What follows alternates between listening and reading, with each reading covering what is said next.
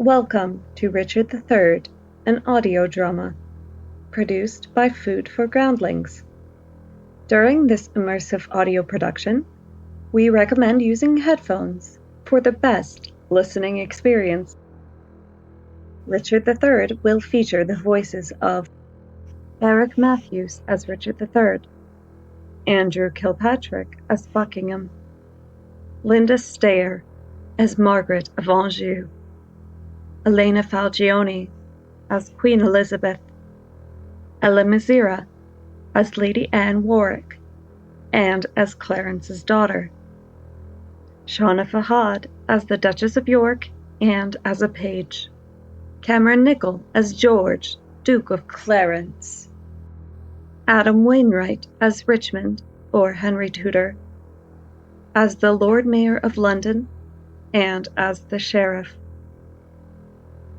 Tom Sarp as King Edward IV and as Cardinal Bouchier, Jonathan Heidenreich as Hastings, the narrator, Brakenbury and Norfolk, Bill McKendree as Lord Stanley, Earl of Derby, and as Surrey, Justin Kofford as Lord Rivers, Nico Bernstein as the Marquess of Dorset, Jason Burke as Lord Grey, as Blunt, and as Clarence's son, Randy Burner as the Archbishop of York, Tom Smithyman as Tyrrell, as the third messenger, and as a gentleman, Philip Fry as Ratcliffe, and as the Bishop of Ely, Bobby Trementina as the first murderer, Jim Stacy as the second murderer,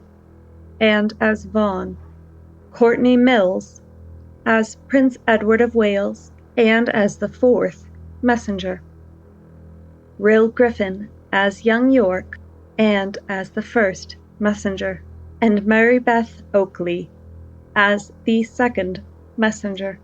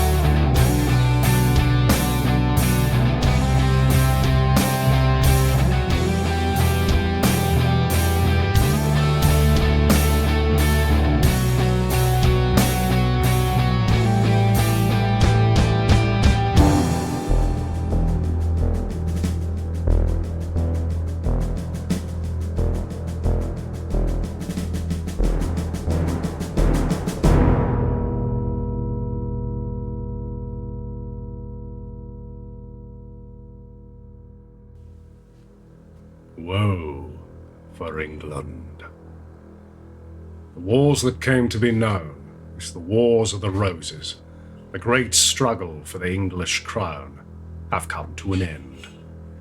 In this bloodletting between two branches of the Plantagenet royal tree, York and Lancaster, many English bodies have littered the ground. But ultimately, the House of York has triumphed. Though the Duke of York was executed at the hands of the Lancastrians by the orders of their Queen Margaret, 3 of his sons have survived and prospered. Now, at the end of our bleak civil strife, a promise of peace and prosperity is found in the reign of York's eldest son, King Edward IV. Reconciliation, the healing of old wounds, is sought by all. Well, nearly all. England raises its glass to the future, but there are cracks in the chalice of peace. The greatest crack takes the crooked form of the youngest of York's 3 sons, Richard, Duke of Gloucester. In its course to the throne, the crack widens, threatening first to swallow Richard's brother, George, Duke of Clarence. But first, to London and to Richard.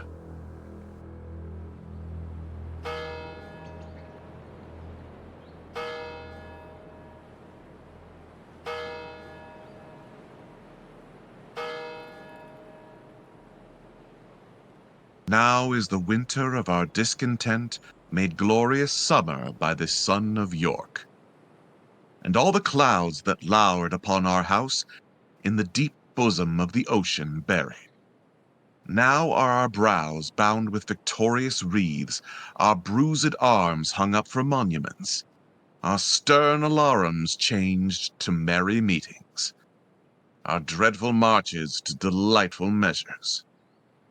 Grim-visaged war hath smoothed his wrinkled front, and now, instead of mounting barbed steeds to fright the souls of fearful adversaries, he capers nimbly in a lady's chamber, to the lascivious pleasing of a lute.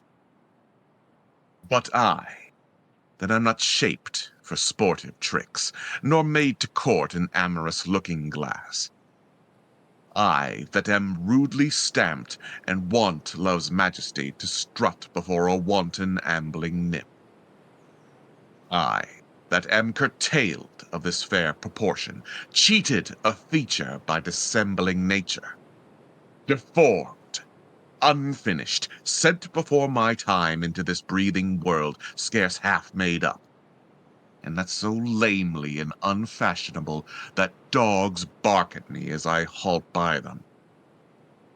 Why I, in this weak, piping time of peace, have no delight to pass away the time, unless to spy my shadow in the sun, and descant on mine own deformity.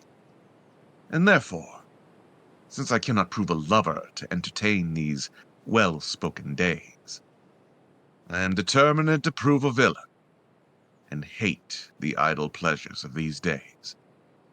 Plots have I laid, inductions dangerous by drunken prophecies, libels, and dreams, to set my brother Clarence and the king in deadly hate the one against the other.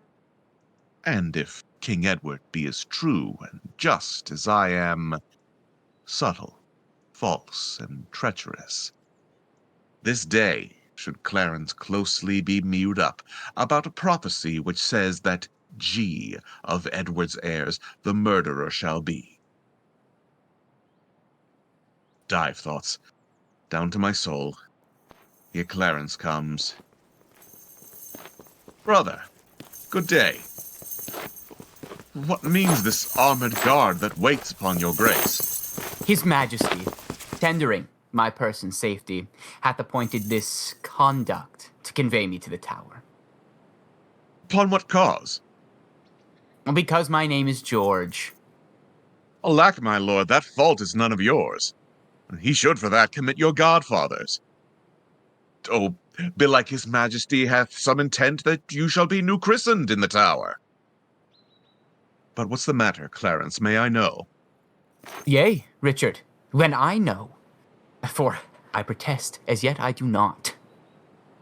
But, as I can learn, he hearkens after prophecies and dreams, and from the cross row plucks the letter G, and says a wizard told him that by G his issue disinherited should be. And, for my name of George begins with G, it follows in his thought that I am he. These, as I learn, and such like toys as these, have moved his highness to commit me now. Why, this it is, when men are ruled by women. 'Tis not the king that sends you to the tower. My Lady Grey, his wife, Clarence, 'tis she that tempers him to this extremity. Was it not she and that good man of worship, Anthony Woodville, her brother there, that made him send Lord Hastings to the tower, from whence this present day he is delivered? We are not safe, Clarence, we are not safe.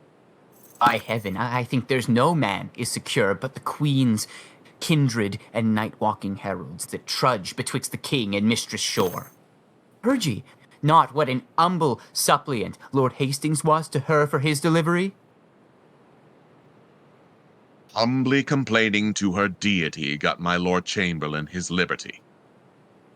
I'll tell you what, I think it is our way, if we will keep in favor with the king, to be her men and wear her livery.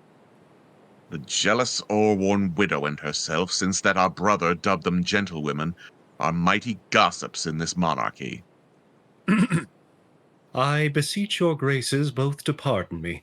His Majesty hath straitly given in charge that no man shall have private conference of what degree soever with his brother. Even so, and please your worship, Brakenbury, you may partake of anything we say. We speak no treason, man.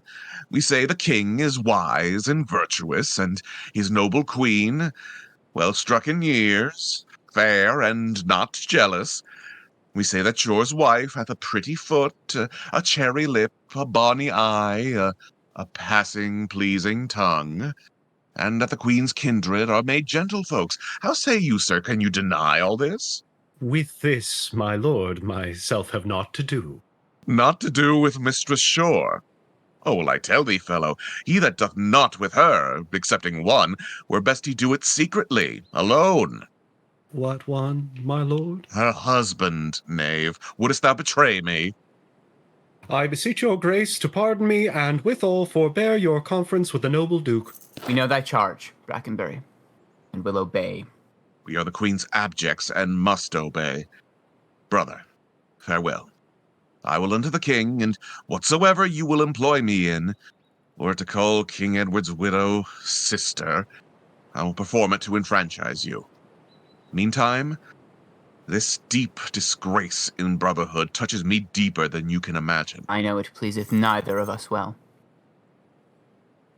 Well, your imprisonment shall not be long. I will deliver you, or else lie for you. Meantime, have patience. I must. Perforce. Farewell.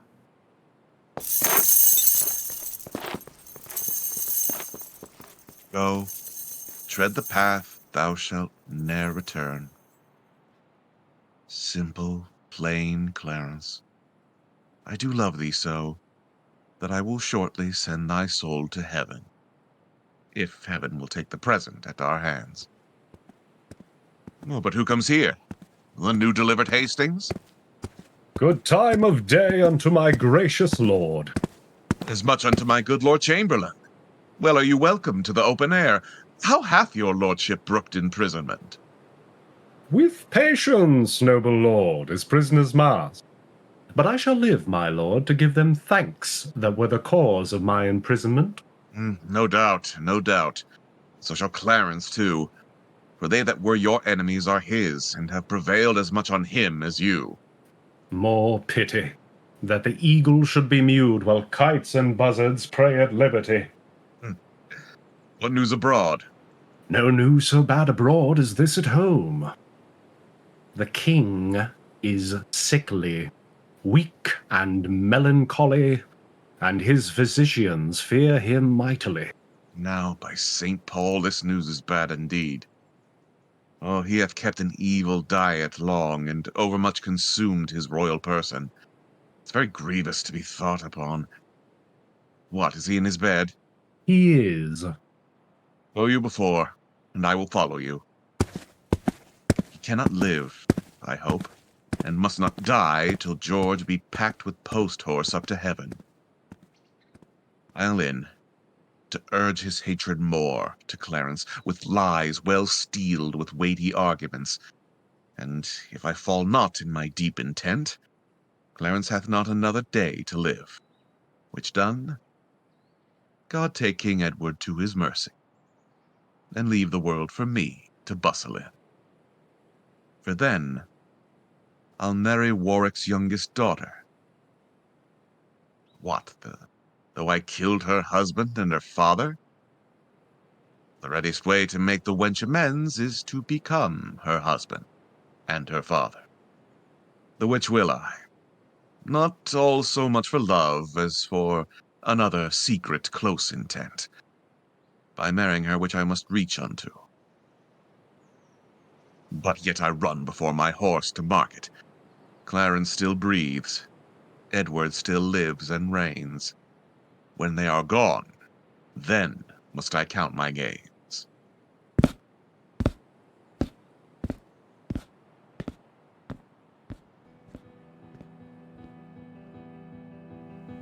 As Richard plans, he is facing great obstacles. This soft, musical world is not one in which he belongs, and it is the impossible challenge to seize the crown that is now his life's purpose. Death seems to hold no fear for him. I do recall that after his father's death, Richard was said to have cried, "I'll avenge thy death, or die renowned by attempting it." Not least of Richard's obstacles is the fact that his two elder brothers remain alive, but one, the Duke of Clarence, whose Christian name is George, is threatened by a prophecy, one maneuvered into King Edward IV's hands against his brother.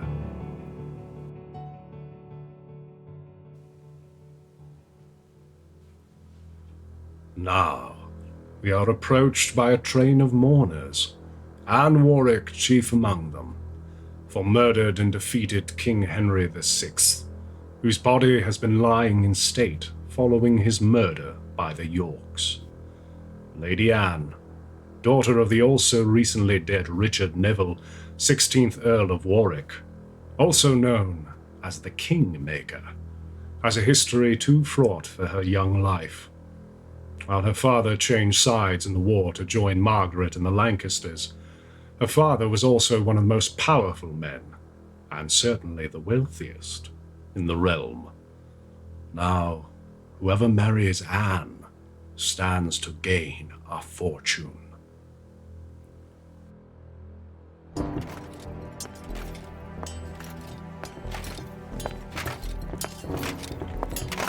Set down your honourable load, to hear the lamentations of poor Anne. Wife to thy Edward, to thy slaughtered son, stabbed by the selfsame hand that made these wounds. Cursed be the hand that made these fatal holes. Cursed be the heart that had the heart to do it. Cursed the blood that let this blood from hence. More direful hap betide that hated wretch, if ever he have child, abortive be it, prodigious and untimely brought to light, whose ugly and unnatural aspect may fright the hopeful mother at the view, and that be heir to his unhappiness. If ever he have wife, let her he made as miserable by the death of him as I am made by my poor lord and thee. Come, now towards Chertsey with your holy load, taken from Paul's to be interred there. And still, as you are weary of the weight, rest you, whilst I lament King Henry's course. Stay, you that bear the corse, and set it down. What black magician conjures up this fiend to stop devoted charitable deeds? Villains, set down the course, or by St. Paul I'll make a course of him that disobeys. My lord, stand back and let the coffin pass. Unmannered dog. Stand thou when I command. Advance thy halberd higher than my breast, or by St. Paul I'll strike thee to my foot, and spurn upon thee, beggar, for thy boldness. What, do you tremble? Are you all afraid? Alas, I blame you not, for you are mortal, and mortal eyes cannot endure the devil. Avaunt, thou dreadful minister of hell! Thou hadst but power over his mortal body. His soul thou canst not have, therefore be gone. Sweet saint, for charity be not so cursed. Foul devil, for God's sake, hence and trouble us not. For thou hast made the happy earth thy hell, filled it with cursing cries and deep exclaims. If thou delight to view thy heinous deeds, behold this pattern of thy butcheries. Oh, gentlemen, see! See! Dead Henry's wounds open their congealed mouths and bleed afresh. Blush! Blush, thou lump of foul deformity! For 'tis thy presence that exhales this blood from cold and empty veins where no blood dwells. Thy deed, inhuman and unnatural, provokes this deluge most unnatural. O God, which this blood madest, revenge his death. O earth, which this blood drinkest, revenge his death. Either heaven with lightning strike the murderer dead, or earth gape open wide and eat him quick, as thou dost swallow up this good king's blood which his hell-governed arm hath butchered. Lady, you know no rules of charity, which renders good for bad, blessings for curses. Villain, thou know'st no law of God nor man. No beast so fierce but knows some touch of pity. But I know none, and therefore am no beast. Oh, wonderful, when devils tell the truth. More wonderful when angels are so angry. Vouchsafe divine perfection of a woman of these supposed evils to give me leave, by circumstance, but to acquit myself. Vouchsafe diffused infection of a man for these known evils, but to give me leave, by circumstance, to curse thy cursed self. Say that I slew them not. Why then they are not dead. But dead they are, and devilish slave by thee. I did not kill your husband. Why then he is alive? Nay, he is dead, and slain by Edward's hand. In thy foul throat thou liest. Queen Margaret saw thy murderous falchion smoking in his blood, the which thou once didst spend against her breast, but that thy brothers beat aside the point. I was provoked by her slanderous tongue, which laid their guilt upon my guiltless shoulders. Thou wast provoked by thy bloody mind, which never dreamt on aught but butcheries. Didst thou not kill this king? I grant ye. Dost grant me, hedgehog? Then God grant me too thou mayst be damned for that wicked deed. Oh, he was gentle, mild, and virtuous. The fitter for the King of Heaven that hath him. He is in heaven, where thou shalt never come. Let him thank me, that hope to send him thither, for he was fitter for that place than earth. And thou unfit for any place but hell. Yes, one place else, if you will hear me name it. Some dungeon. Your bedchamber. I'll rest betide the chamber where thou liest. So will it, madam, till I lie with you. I hope so. I know so. But, gentle Lady Anne, to leave this keen encounter of our wits and fall somewhat into a slower method, is not causer of the timeless deaths of these Plantagenets, Henry and Edward, as blameful as the executioner? Thou art the cause, and most accursed effect. Your beauty was the cause of that effect. Your beauty, which did haunt me in my sleep, to undertake the death of all the world so I might live 1 hour in your sweet bosom. If I thought that, I tell thee, homicide, these nails should rend that beauty from my cheeks. Oh, these eyes could never endure sweet beauty's wreck. 'Tis a quarrel most unnatural, to be revenged on him that loveth you. It is a quarrel just and reasonable, to be revenged on him that slew my husband. He that bereft thee, lady, of thy husband, did it to help thee to a better husband. His better doth not breathe upon the earth. He lives that loves thee better than he could. Name him. Plantagenet. Why, that was he. The selfsame name, but one of a better nature. Where is he? Here.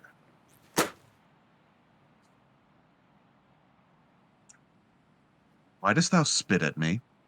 Would it were mortal poison for thy sake. Never came poison from so sweet a place. Never hung poison on a fouler toad. Out of my sight, thou dost infect mine eyes. Thine eyes, sweet lady, have infected mine. Would they were basilisks to strike thee dead. I would they were, that I might die at once. But now they kill me with a living death. I never sued to friend nor enemy. My tongue could never learn sweet, smoothing word. But now thy beauty is proposed my fee. My proud heart sues, and prompts my tongue to speak. Teach not thy lips such scorn, for they were made for kissing, lady, not for such contempt. If thy revengeful heart cannot forgive, lo, here I lend thee this sharp-pointed sword, which if thou please to hide in this true bosom, and let the soul forth that adoreth thee, I lay it naked to the deadly stroke, and humbly beg the death upon my knee. Nay, do not pause, for I did kill King Henry. But 'twas thy beauty that provoked me. Nay, now dispatch. 'Twas I that stabbed young Edward, but 'twas thy heavenly face that set me on. Take up the sword again, or take up me. Arise, dissembler. Though I wish thy death, I will not be the executioner. Then bid me kill myself, and I will do it. I have already. Oh, hush, that was in thy rage. Speak it again. And even with the word, that hand which for thy love did kill thy love, shall for thy love kill a far truer love. To both their deaths thou shalt be accessory. I would I knew thy heart. 'Tis figured in my tongue. I fear me both are false. Never man was true. Well, put up your sword. Say then, my peace is made. That shall you know hereafter. What shall I live in hope? All men, I hope, live so. Vouchsafe to wear this ring. To take is not to give. Look, how this ring encompasseth thy finger. Even so thy breast encloseth my poor heart. Wear both of them, for both of them are thine. And if thy poor devoted suppliant may but beg one favor, thy gracious hand, thou dost confirm his happiness forever. What is it? That it would please thee leave these sad designs to him that hath more cause to be a mourner, and presently repair to Crosby Place, where, after I have solemnly interred at Chertsey Monastery this noble king, and wet his grave with repentant tears. I will with all expedient duty see you. For divers unknown reasons, I beseech you. Grant me this boon. With all my heart. And much it joys me, too, to see you are become so penitent. Bid me farewell. 'Tis more than you deserve. But since you teach me how to flatter you, imagine I have said farewell already.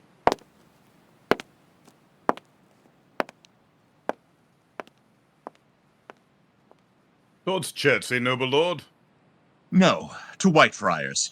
There attend my coining.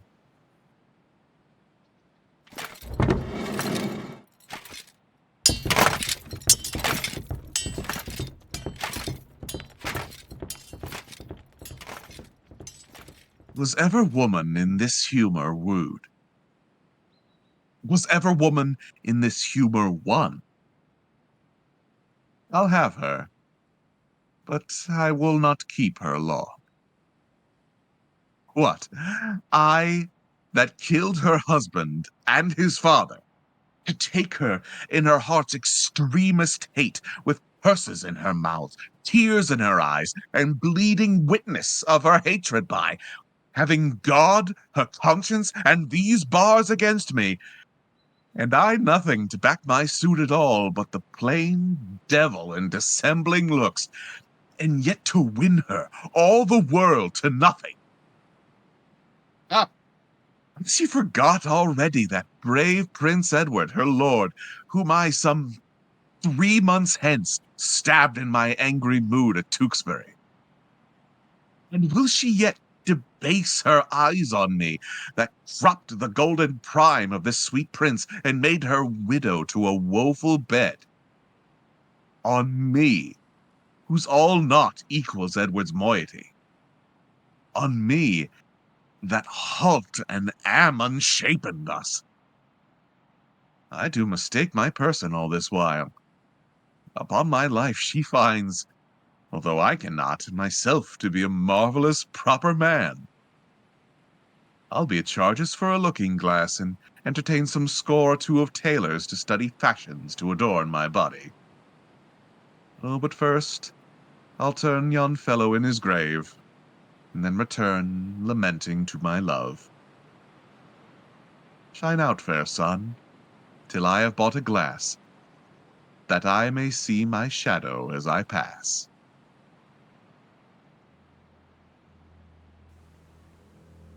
Richard knew he could deceive.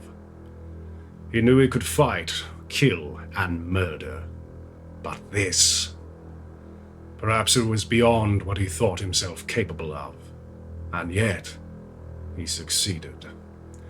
Lady Anne is a widow of a prince whose father is considered by the ruling faction to have held the crown unlawfully, and a late father betrayed King Edward IV. All Anne has is her father's inherited wealth, and so Anne, by accepting Richard, has added to his growing power. And another thing. Richard, after sending Lady Anne to his home at Crosby Place, has directed the body of the late King Henry VI, not to Chertsey, but instead to Whitefriars. Not just an easier and cheaper burial, but also a place of sanctuary and refuge for criminals, in which it was difficult for the law to serve any kind of warrant. What can we conclude? Anything goes, and anything can be hidden. Or perhaps it's simply one last humiliation for the late Henry VI.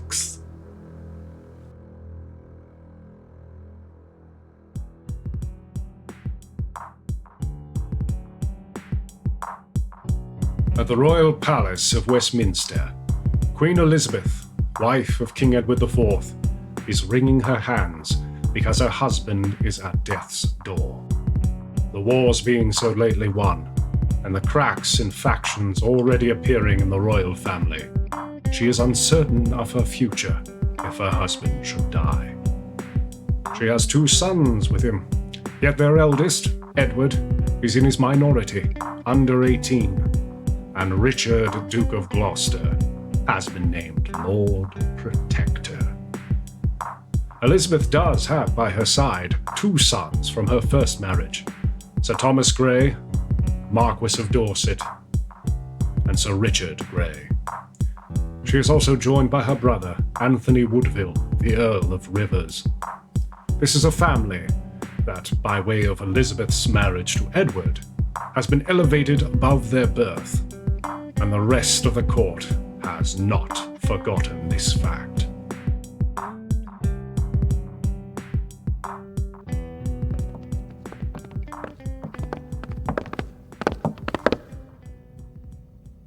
Have patience, madam. There's no doubt His Majesty will soon recover his accustomed health. And that you brook it ill, it makes him worse. Therefore, for God's sake, entertain good comfort, and cheer his grace with quick and merry eyes.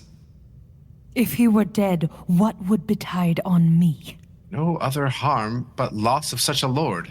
The loss of such a lord includes all harms. The heavens have blessed you with a goodly son, to be your comforter when he is gone.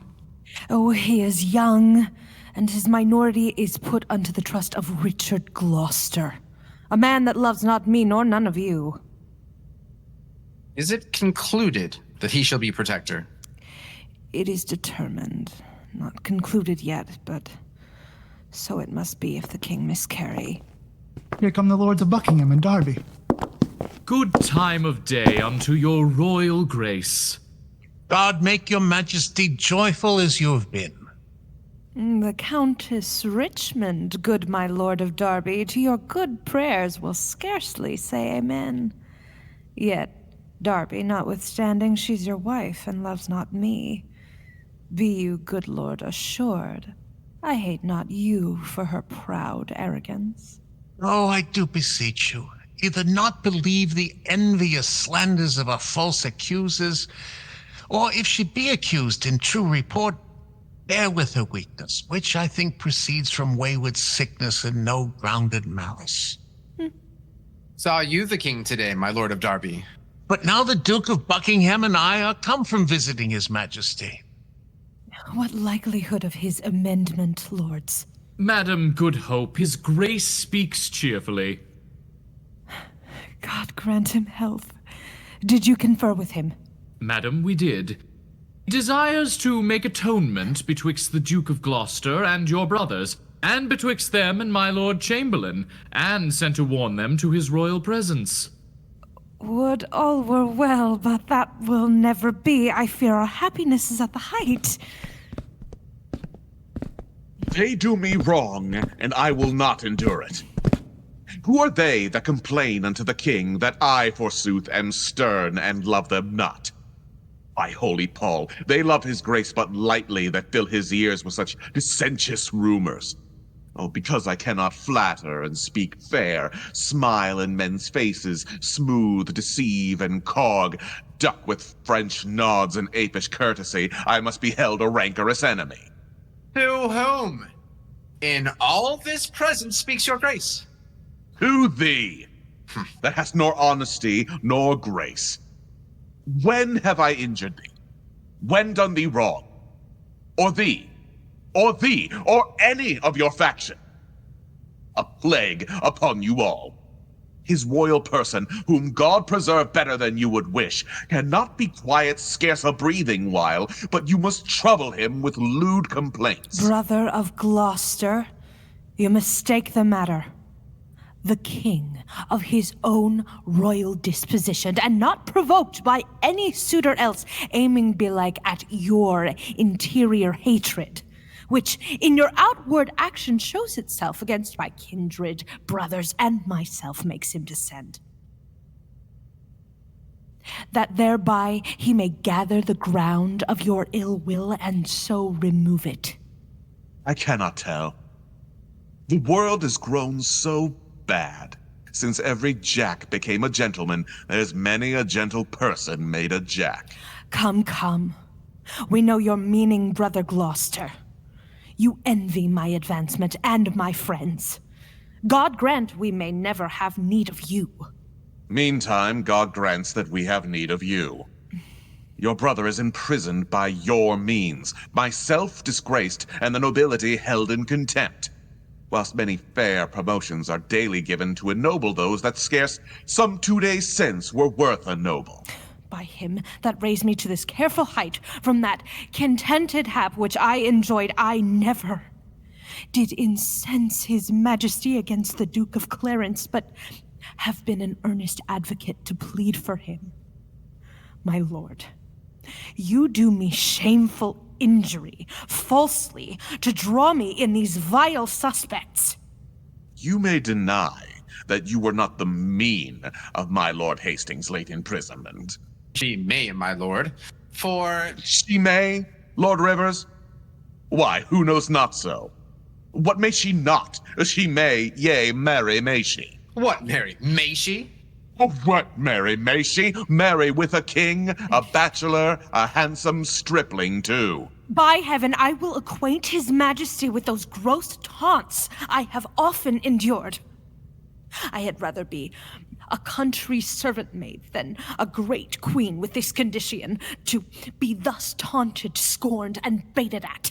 Small joy have I in being England's queen. And lessened be that small, God, I beseech thee. Thy honor, state, and seat is due to me. What? Threat you me with telling of the king? Tell him, and spare not. Look, what I have said, I will avouch in presence of the king. I dare adventure to be sent to the tower. Out, devil! I remember them too well. Thou slewest my husband Henry in the Tower, and Edward, my poor son, at Tewkesbury. Ere you were queen, yea, or your husband king. I was a pack-horse in his great affairs, a weeder out of his proud adversaries, a liberal rewarder of his friends. To royalize his blood, I spilt mine own. Yea, and much better blood than his or thine. In all which time you and your husband Grey were factious for the House of Lancaster. Let me put it in your minds, if you forget, what you have been ere now, and what you are, withal what I have been, and what I am. A murderous villain, and so still thou art. I would to God my heart were flint, like Edward's. Or Edward's soft and pitiful like mine. I am too childish foolish for this world. Hie thee to hell for shame, and leave the world. My Lord of Gloucester, in those busy days which here you urge to prove us enemies, we followed then our lord, our lawful king. So should we you, if you should be our king. If I should be? Ugh, I'd rather be a peddler. Far be it from my heart the thought of it. As little joy, my lord, as you suppose you should enjoy were you this country's king. Ugh. As little joy may you suppose in me that I enjoy being the queen thereof. A little joy enjoys the queen thereof. For I am she, and altogether joyless. I can no longer hold me patient. Which of you trembles not that looks on me? If not, that I being queen, you bow like subjects, yet that by you deposed you quake like rebels. O gentle villain, do not turn away. O foul-wrinkled witch, what makest thou in my sight? But repetition of what thou hast marred, that will I make before I let thee go. Wert thou not banished on pain of death? I was. But I do find more pain in banishment than death can yield me here by my abode. A husband and a son thou owest to me, and thou a kingdom, all of you allegiance.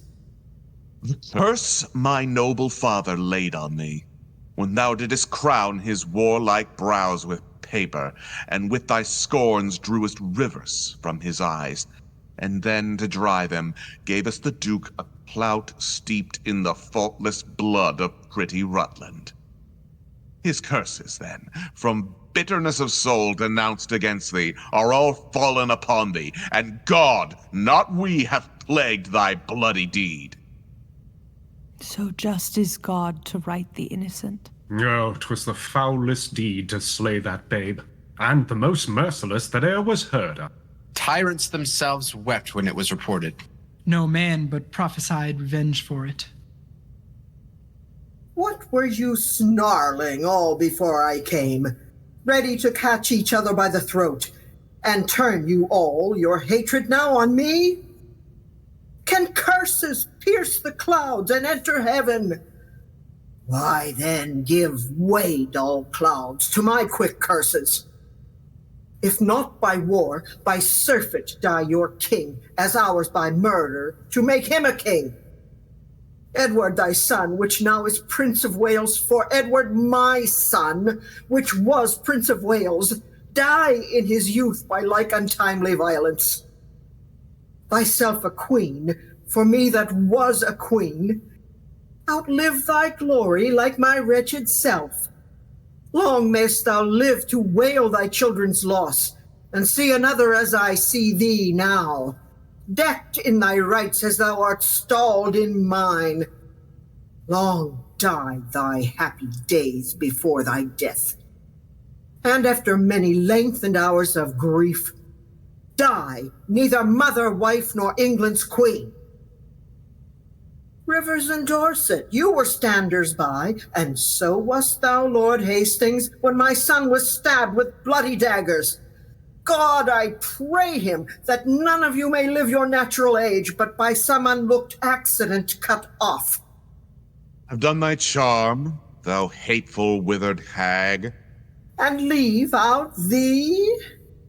Stay, dog, for thou shalt hear me. If heaven have any grievous plague in store, exceeding those that I can wish upon thee, oh, let them keep it till thy sins be ripe, and then hurl down their indignation on thee, the troubler of the poor world's peace. The worm of conscience still begnaw thy soul, thy friends suspect for traitors, while thou livest, and take deep traitors for thy dearest friends. No sleep close up that deadly eye of thine, unless it be while some tormenting dream affrights thee with a hell of ugly devils. Thou slander of thy mother's heavy womb, thou loathed issue of thy father's loins, thou rag of honor, thou detested Margaret! Richard! Ha! I call thee not. Well, I cry thee mercy then, for I had thought that thou hadst called me all these bitter names. Why, so I did, but looked for no reply. Oh, let me make the period to my curse. 'Tis done by me, and ends in Margaret. Thus have you breathed your curse against yourself. Poor painted queen, vain flourish of my fortune. The time will come when thou shalt wish for me to help thee curse that poisonous bunchback toad. False boding woman, end thy frantic curse, lest to thy harm thou move our patience. Dispute not with her, she is lunatic. Peace, Master Marquis. You are malapert. Your fire-new stamp of honor is scarce current. They that stand high have many blasts to shake them, and if they fall, they dash themselves to pieces. Good counsel, Mary. Learn it, Marquis. It toucheth you, my lord, as much as me. Yea, and much more. But I was born so high, our eyrie buildeth in the cedar's top. Your eyrie buildeth in our eyrie's nest. Oh, God that seest it, do not suffer it. As it was won with blood, lost be it so. Have done, for shame, if not for charity. Urge neither charity nor shame to me. My charity is outrage, life my shame, and in that shame still live my sorrow's rage. Have done. Have done. O princely Buckingham, I'll kiss thy hand, in sign of league and amity with thee. Now fair befall thee and thy noble house. Thy garments are not spotted with our blood, nor thou within the compass of my curse. O Buckingham, take heed of yonder dog.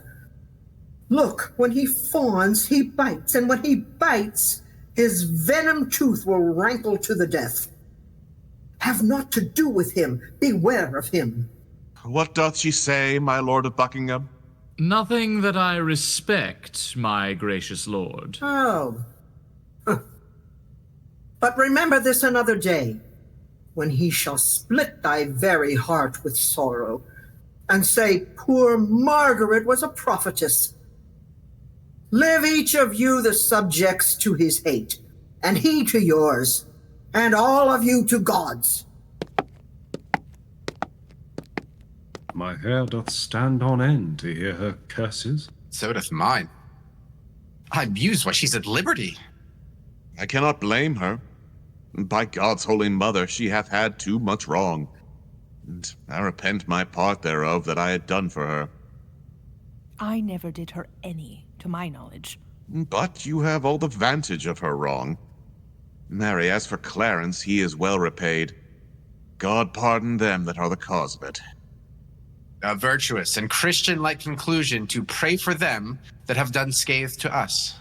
So do I ever. Being well advised, for had I cursed now, I had cursed myself. Madam, his majesty doth call for you, and for your grace, and you, my noble lords. Catesby, we come. Lords, will you go with us? Madam, we will attend your grace. I do the wrong, and first begin to brawl. The secret mischiefs have I set abroach, I lay unto the grievous charge of others. Clarence, whom I indeed have laid in darkness, I do beweep to many simple gulls, namely to Hastings, Derby, Buckingham, and say it is the Queen and her allies that stir the king against the Duke my brother. Now they believe it, and withal wet me to be revenged on Rivers, Vaughan, Grey. Oh, but then I sigh, and with a piece of scripture tell them that God bids us do good for evil. And thus I clothe my naked villainy with old odd ends stolen out of Holy Writ, and seem a saint, when most I play the devil. But soft, here come my executioners. How now, my hardy, stout, resolved mates?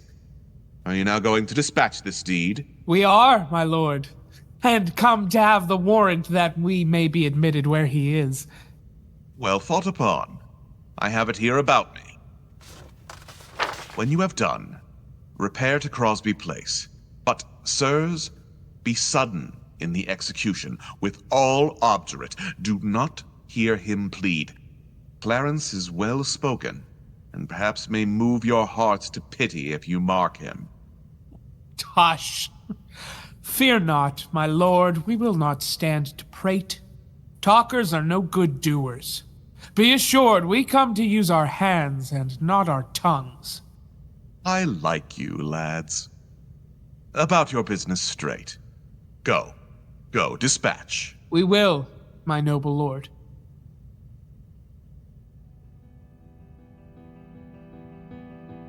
While Elizabeth, her elder sons, brother, and supporters seemed to be at odds with Richard, and Hastings, Stanley, and Buckingham, King Edward IV is dying, and at the centre appears Margaret Plantagenet, wife to a dead king and mother to a dead prince, a survivor of the fallen house of Lancaster.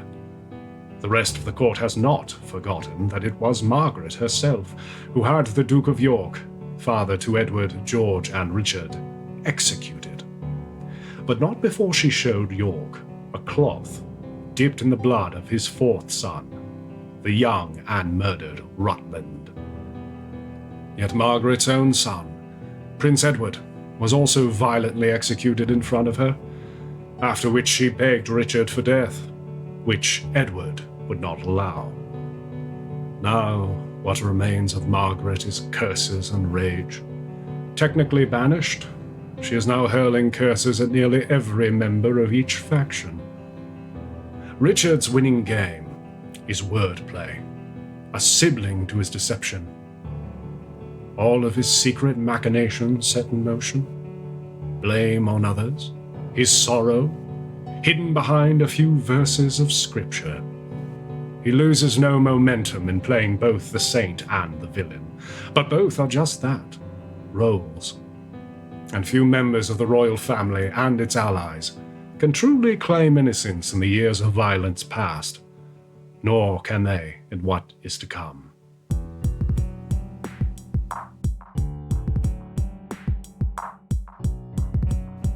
The Tower of London, often a place of sanctuary, and at times, a place of death.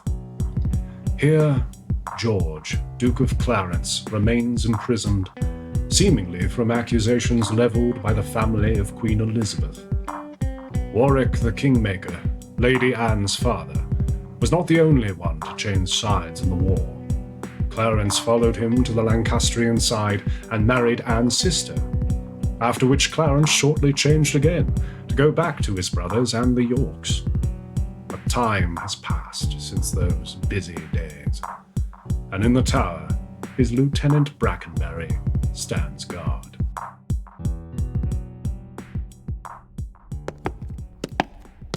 Why looks your grace so heavily today?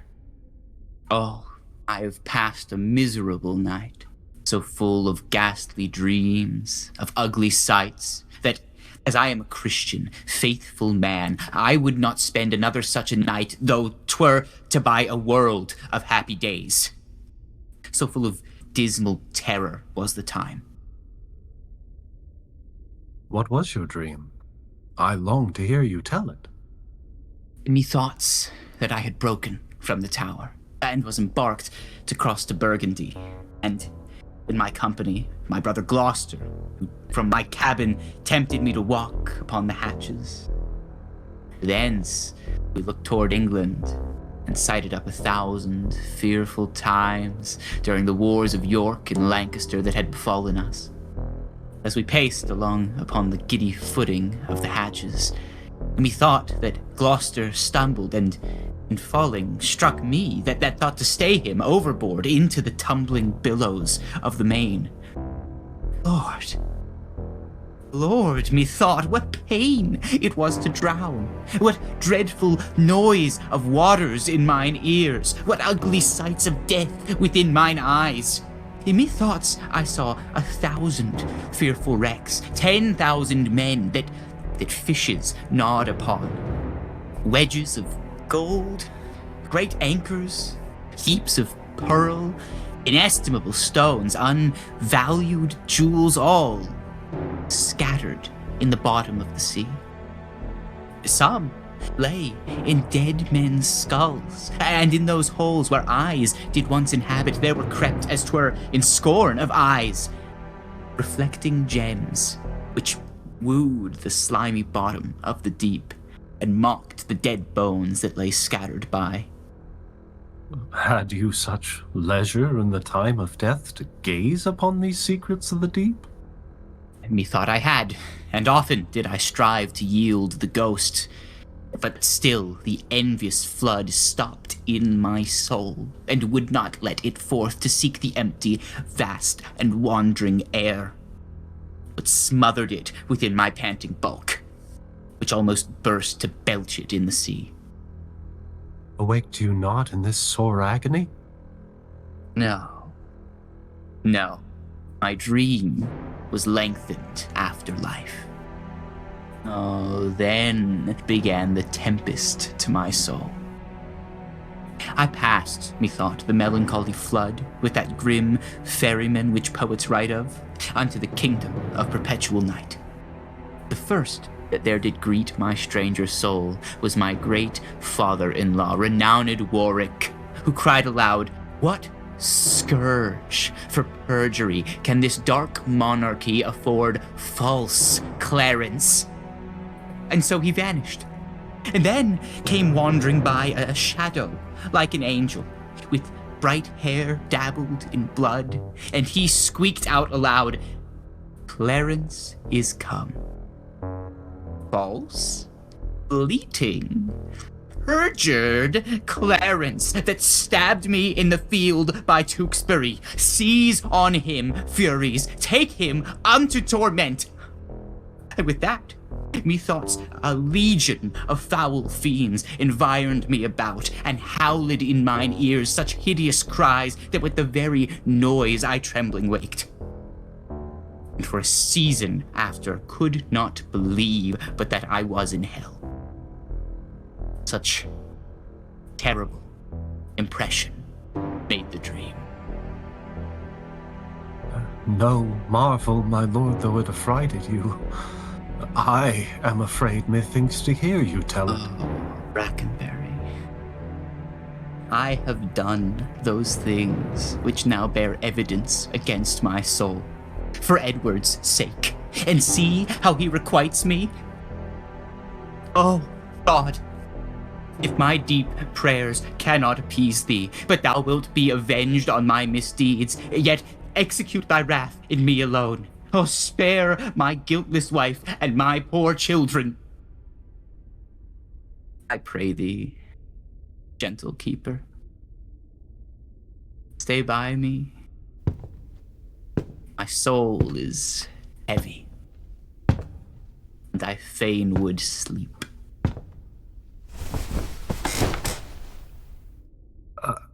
I will, my lord.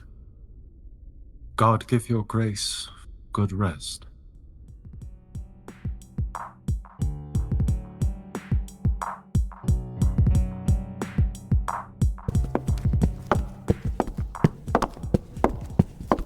Oh. Who's here? God's name, what are you? And how came you hither? I would speak with Clarence, and I came hither on my legs. Yea? Are you so brief? Oh, sir, it is better to be brief than tedious. Show him our commission. Talk no more. I am in this commanded to deliver the noble Duke of Clarence to your hands. I will not reason what is meant hereby, because I will be guiltless of the meaning. Here are the keys. There sits the Duke, asleep. I'll to the king, and signify to him that thus I have resigned my charge to you. Do so. It is a point of wisdom. Fare you well.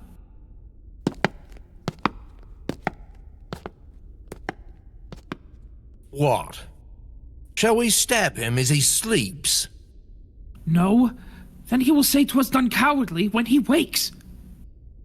When he wakes? Fool. He shall never wake till the judgment day.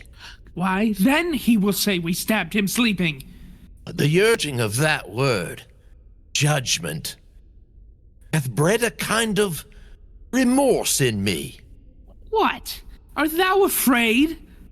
Not to kill him, having a warrant for it, to be damned for killing him, from which no warrant can defend us.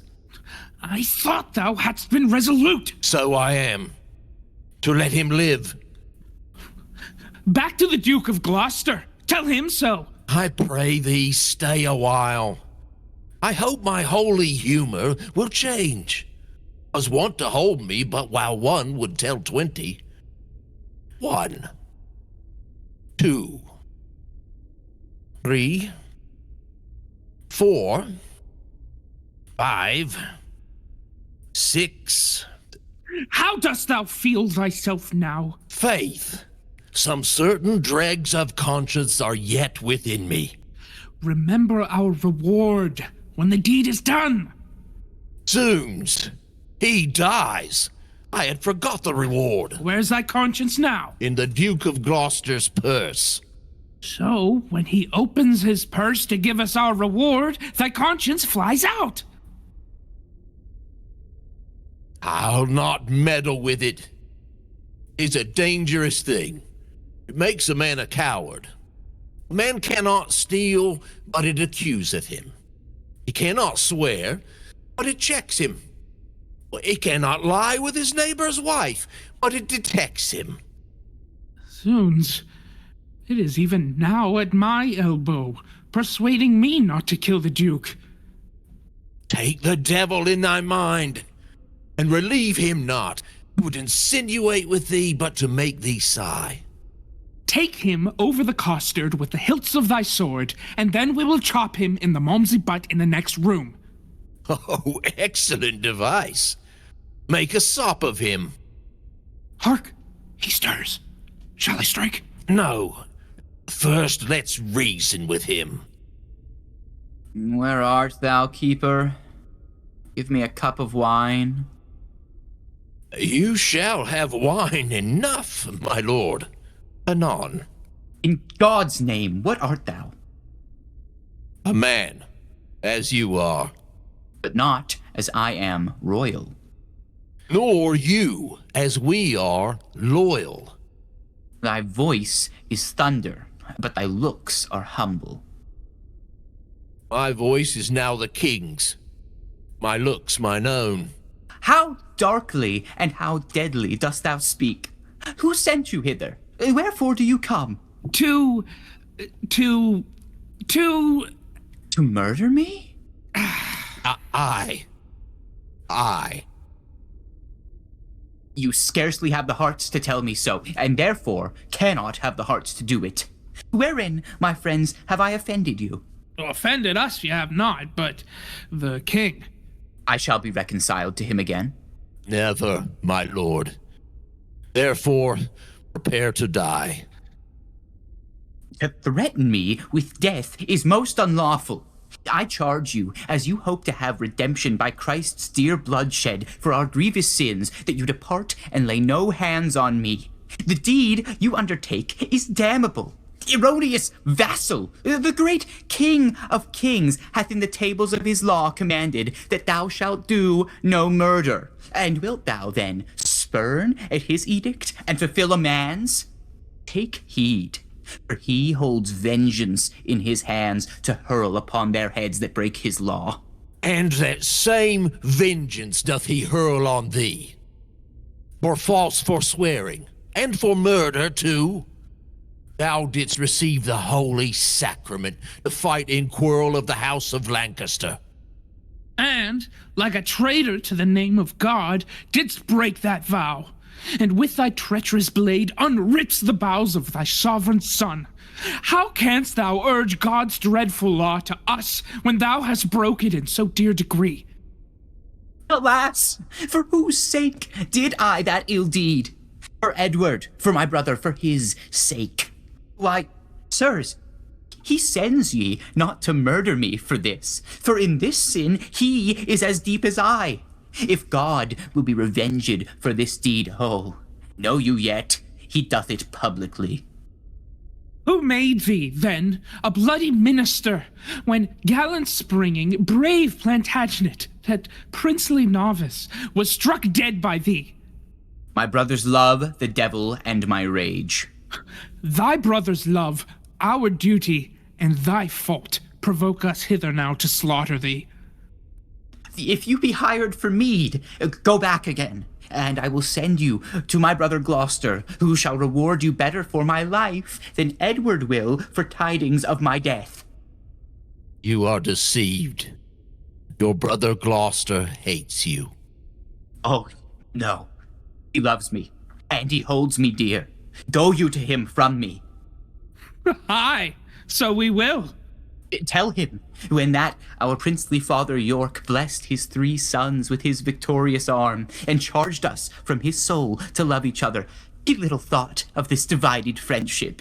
Bid Gloucester think of this, and he will weep. 'Tis he that sent us hither now to slaughter thee. It cannot be, for when I parted with him, he hugged me in his arms and swore with sobs that he would labor my delivery. Why, so he doth.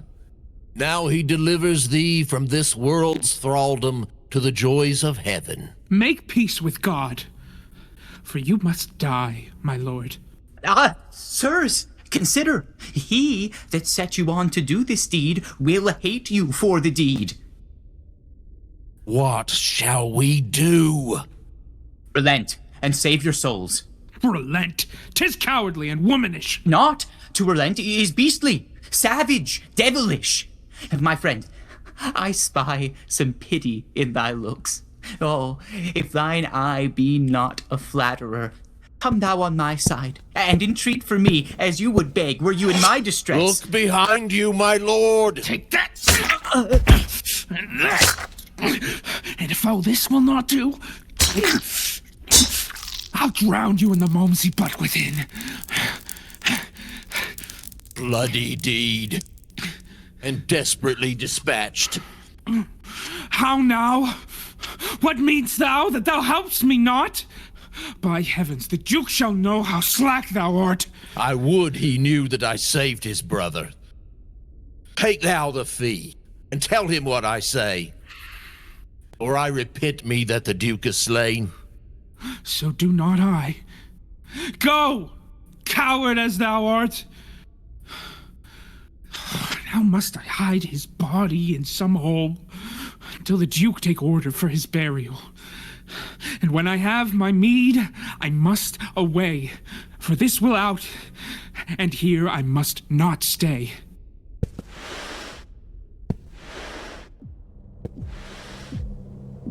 One of the murderers, hired by Richard, has seemingly had a change of heart.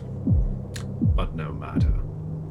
Richard, a trained warrior, is now keeping his hands clean. And he is rid of his first obstacle to the crown, his brother Clarence. Yet many more remain. King Edward IV is sick and dying. Gathered with his wife, Queen Elizabeth, at the Royal Palace in London, Elizabeth's elder sons, Dorset and Grey, as well as her brother Rivers. They all wait on the king's wish that they reconcile with Hastings, Catesby, Buckingham, Richard, and Clarence, who all here believe yet lives.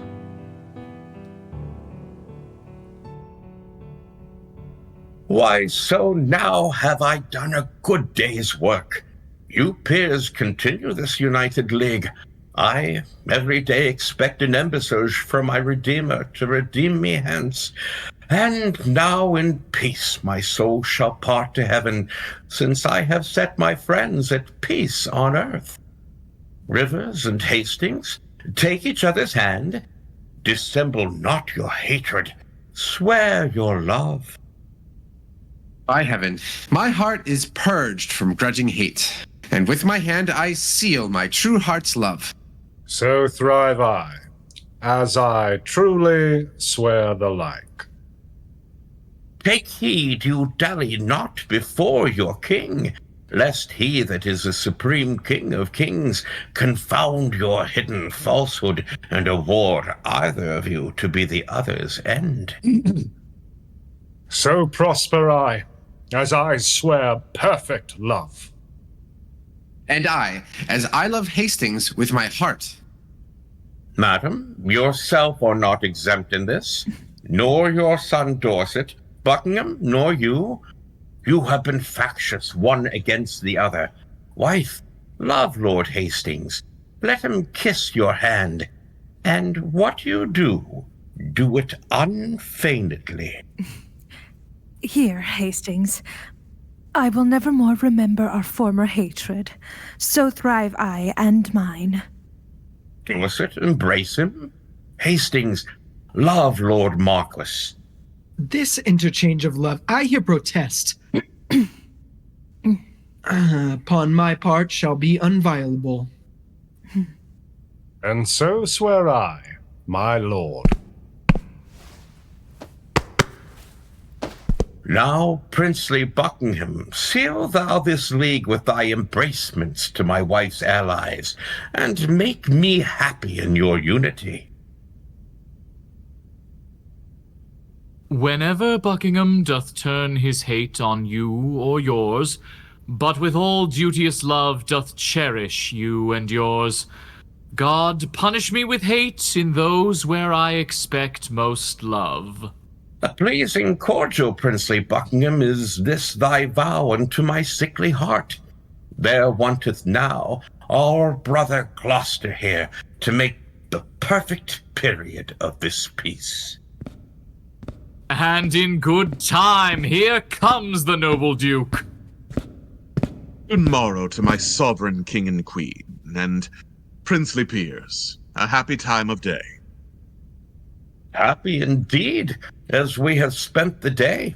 Brother, we have done deeds of charity, made peace enmity, fair love of hate between these swelling, wrong, insensate peers.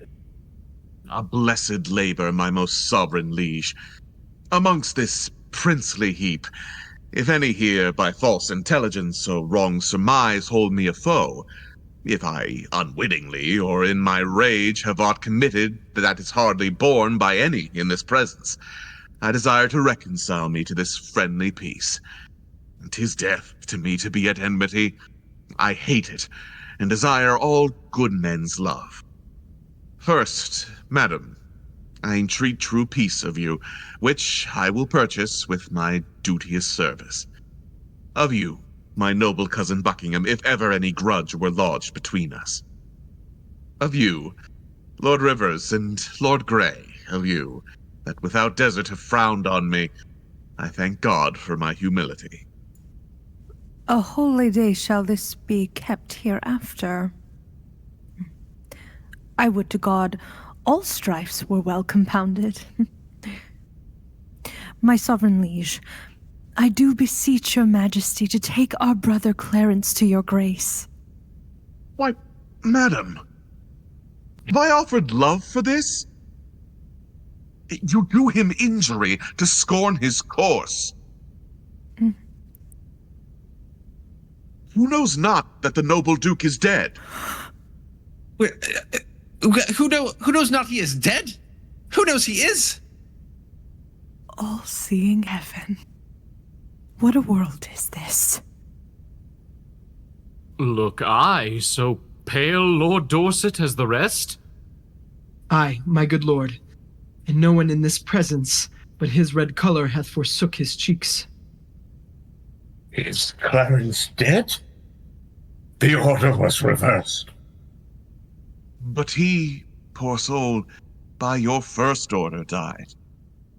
Some tardy cripple bore the countermand that came to lag to see him buried.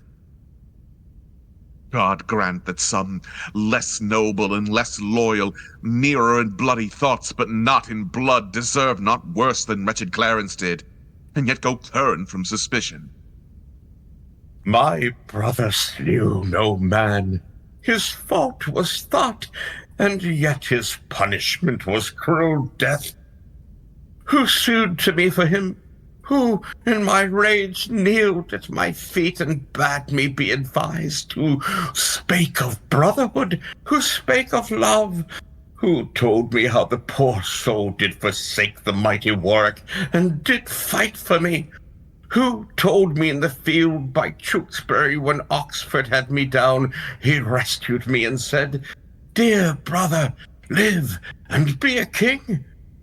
Who told me when we both lay in the field, frozen almost to death, how he did lap me even in his own garments, and gave himself all thin and naked to the numb cold night? All this from my remembrance, brutish wrath, sinfully plucked, and not a man of you had so much grace to put it in my mind. But when your carters or your waiting vassals have done a drunken slaughter and defaced the precious image of our dear Redeemer, you straight are on your knees for pardon. Pardon, and I unjustly too must grant it to you. But for my brother, not a man would speak, nor I, ungracious, speak unto myself for him, poor soul. The proudest of you all have been beholding to him in his life, yet none of you would once plead for his life. O God, I fear thy justice will take hold on me, and you, and mine and yours for this.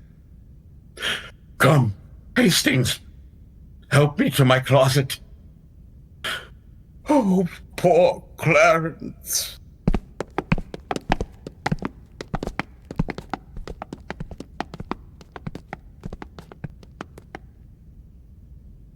This is the fruit of rashness. Marked you not how that the guilty kindred of the Queen looked pale when they did hear of Clarence's death?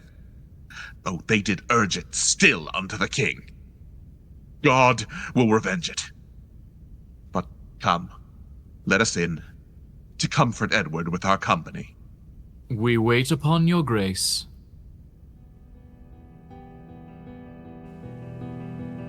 Just when peace between factions of the palace seemed within reach, Richard casually released the news of Clarence's death, as though everyone surely knew. Sadly, on his deathbed, Edward IV, who in fact gave the order for his brother Clarence's death, is devastated because he revoked the order, and seemingly too late.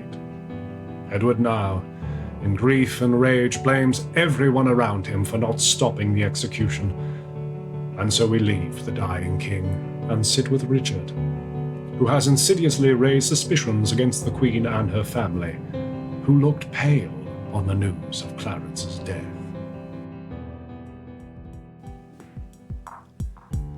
In another part of the palace, the Duchess of York, mother to Edward, George, Duke of Clarence, and Richard, is sitting with the two children of Clarence, her grandchildren. These children are not yet aware that their father is dead, but their grandmother and aunt, Queen Elizabeth, cannot keep such news from them long. Tell me, good Grandam, is our father dead? No, boy. Why do you wring your hands and beat your breast and cry, "Oh, Clarence, my unhappy son"? Why do you look on us and shake your head and call us wretches, orphans, castaways, if that our noble father be alive? I do lament the sickness of the king, as loth to lose him, not your father's death. It were lost sorrow to wail one that's lost. And, Grandam, to conclude that he is dead. The king, my uncle, is to blame for this. God will revenge it. I will importune with daily prayers, all to that effect. And so will I. Peace, children, peace. The king doth love you well. Incapable and shallow innocence, you cannot guess who caused your father's death. Grandam, we can. For my good, Uncle Gloucester told me the king, provoked by the queen, devised impeachments to imprison him. And when my uncle told me so, he wept and hugged me in his arm and kindly kissed my cheek. Bade me rely on him as my father, and he would love me dearly as his child. He is my son, yea, and therein my shame. Yet from my dugs he drew not this deceit. Think you my uncle did dissemble, Grandam? Aye, boy. I cannot think it.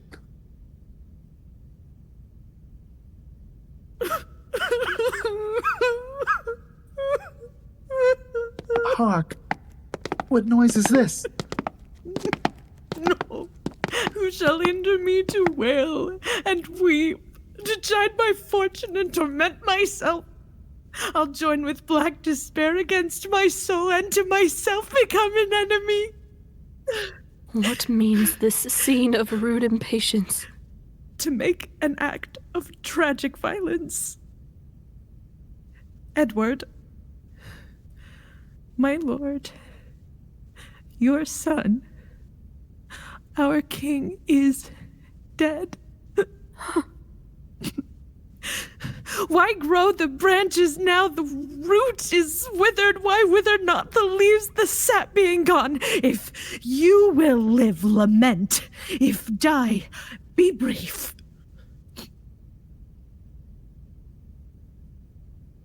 Oh, so much interest have I in thy sorrow, as I had title in thy noble husband. Thou art a widow, yet thou art a mother, and hast the comfort of thy children left thee. But death hath snatched my husband from mine arms, and plucked 2 crutches from my feeble limbs, Edward and Clarence, and oh, what cause have I, thine being but a moiety of my grief, to overgo thy plaints and drown thy cries? Good aunt, you wept not for our father's death. How can we aid you with our kindred tears? Our fatherless distress was left unmoaned. Your widowed dolour likewise be unwept. Give me no help in lamentation. I am not barren to bring forth complaints. Oh, for my husband, for my dear Lord Edward. Oh, for our father, for our dear Lord Clarence. Alas for both mine, Edward and Clarence. For never orphans had so dear a loss. Was never mother had so dear a loss. Alas, I am the mother of these moans. Their woes are parcelled, mine are general. She for an Edward weeps, and so do I. I for a Clarence weep, so doth not she. These babes for Clarence weep, and so do I. I for an Edward weep, so do not they. Alas, you 3, on me, threefold distressed, pour all your tears. I am your sorrow's nurse, and I will pamper it with lamentations.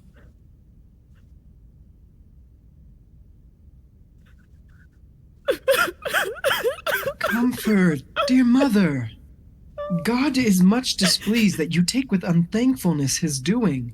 In common worldly things 'tis called ungrateful, with dull unwillingness to repay a debt which with a bounteous hand was kindly lent. Much more to be thus opposite with heaven, for it requires the royal debt it lent you. Madam, bethink you like a careful mother of the young prince your son. Send straight for him, let him be crowned. In him your comfort lives.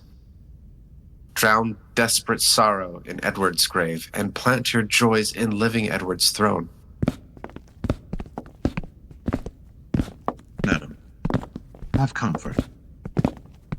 All of us have cause to wail the dimming of our shining star, but none can cure their harms by wailing them. Madam, my mother, I do cry you mercy. I did not see your grace. Humbly on my knee, I crave your blessing. God bless thee, and put meekness in thy mind, love, charity, obedience, and true duty. Men, and make me die a good old man. That is the butt end of a mother's blessing. I marvel why her grace did leave it out. You cloudy princes and heart-sorrowing peers that bear this mutual heavy load of moan, now cheer each other in each other's love.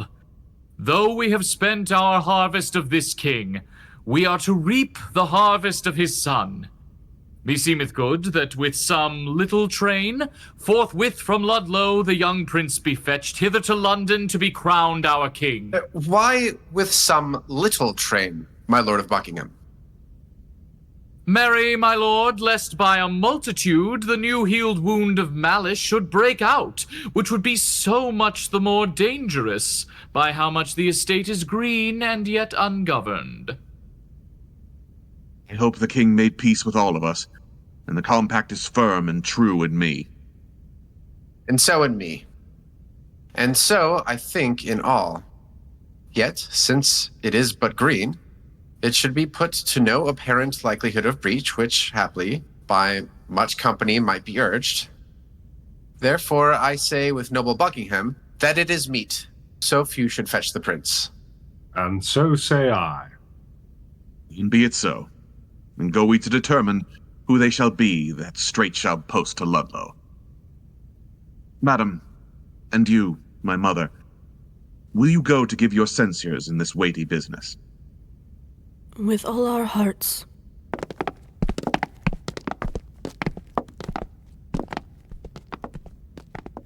My lord, whoever journeys to the prince, for God's sake let not us two be behind. For by the way, I'll sort occasion, as index to the story we late talked of, to part the queen's proud kindred from the king. My other self, my counsel's consistory, my oracle, my prophet, my dear cousin. I, like a child, will go by thy direction. Towards Ludlow, then, for we'll not stay behind. Just as the children's grandmother is cautioning them that their Uncle Richard may not be one to trust, everyone begins to lapse into mourning their dead. Just then, the Queen's son Dorset and brother Rivers interrupt with a more pressing matter. A new king must be crowned. Rivers suggests that the Queen send immediately her eldest son by the late king, also named Edward. But those plans are interrupted by the entrance of Richard and his allies, and they explain that the group of people who must go to retrieve the heir apparent ought to be small, as sending too large an escort would put the now tenuous peace at risk, even if they've all just sworn to be friends.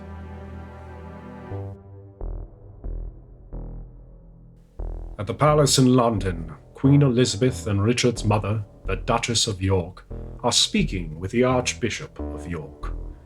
They are awaiting the arrival of Elizabeth's eldest son with the late King Edward, Prince Edward of Wales, heir to the throne, at only 13 years of age. Also awaiting his elder brother, the young Prince Richard, Duke of York, roughly 10 years of age. The Archbishop mentions Stoneleigh Stratford, a town in Buckinghamshire, and discusses the group that has gone to retrieve the Crown Prince from hence to London, a group which apparently included both Richard and Buckingham. Last night I hear they lay at Northampton. At Stoneleigh Stratford they will be tonight. Tomorrow, or next day, they'll be here. I long with all my heart to see the prince. I hope he is much grown since last I saw him. But I hear no. They say my son of York hath almost overta'en him in his growth. Aye, mother, but I would not have it so.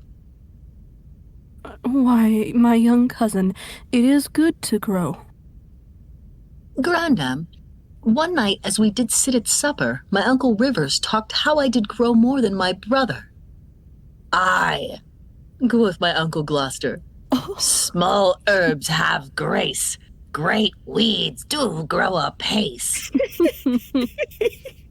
And since, methinks I would not grow so fast, because sweet flowers are slow, and weeds make haste.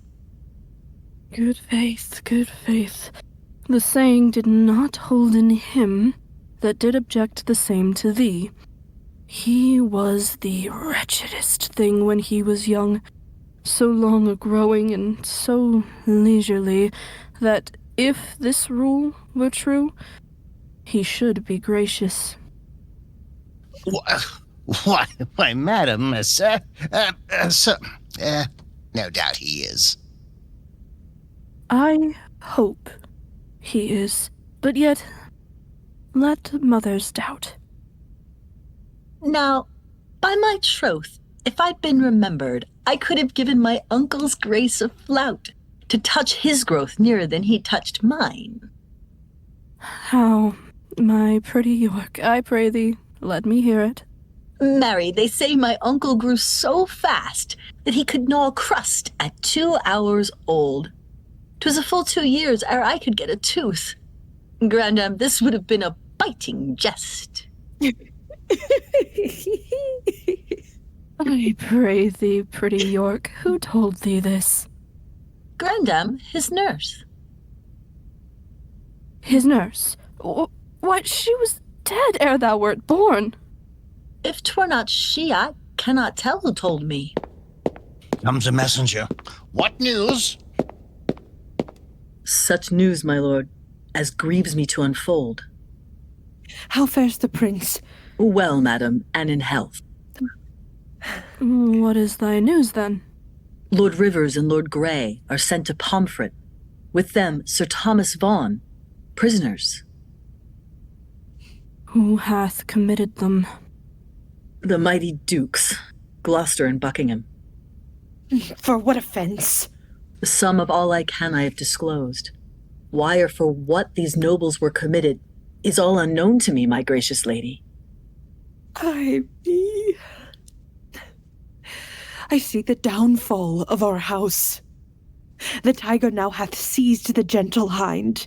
Insulting tyranny begins to jet upon the innocent and aweless throne. Welcome destruction, death, and massacre. I see, as in a map, the end of all. Accursed and unquiet wrangling days. How many of you have mine eyes beheld? My husband lost his life to get the crown, and often up and down my sons were tossed for me to joy and weep their gain and loss. And being seated, and domestic broils clean overblown, themselves the conquerors, make war upon themselves, blood against blood, or let me die to look on death no more. Come, my boy. We will to sanctuary. Madam, farewell. I'll go along with you. You have no cause. Gracious lady, go. And hither bear your treasure and your goods. For my part, I'll resign unto your grace. The seal I keep, also be tied to me. As well I tend to you and all of yours. Come, I'll conduct you to the sanctuary. When Queen Elizabeth learns that her brother, Rivers, and her son Grey, along with Vaughan, her supporter, have been committed to Pomfret, she sees their imprisonment and, almost certainly, their imminent execution for what it is, a grab for power by Richard. This current state is the realization of Elizabeth's worst fear. Her life and those of her young children are now in danger. Hence, Elizabeth seeks sanctuary, a decision that the Archbishop seems to support, evidenced by the giving of the Great Seal of England, the official stamp that gives authority to any documents imprinted by it. The very fact that the Archbishop is imparting it to Elizabeth seems to imply that he believes that someone will try to take it from him. Bad news indeed. News which even Richard's mother fears. What darkness has she seen in her son? We can only imagine.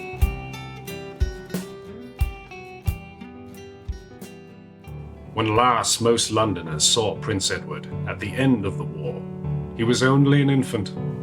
He's now a young boy of 13. Buckingham and Richard have fulfilled their duty and have delivered the heir to the throne to London. They've only just arrived when the young prince begins to wonder where his other uncles are, not knowing that they have been imprisoned and are awaiting their deaths in Pomfret Castle.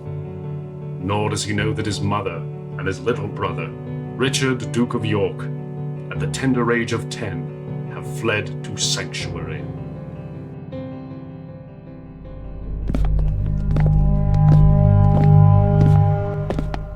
Welcome, sweet prince, to London, to your chamber. Welcome, dear cousin, my thoughts sovereign. The weary way hath made you melancholy. No, uncle, but our crosses on the way have made it tedious, wearisome, and heavy. I want more uncles here to welcome me. Sweet prince, the untainted virtue of your years hath not yet dived into the world's deceit, nor more can you distinguish of a man than of his outward show, which, God he knows, seldom or never jumpeth with the heart. Those uncles which you want were dangerous. God keep you from them, and from such false friends. God keep me from false friends, but they were none. My lord, the Mayor of London comes to greet you. God bless your grace with health and happy days.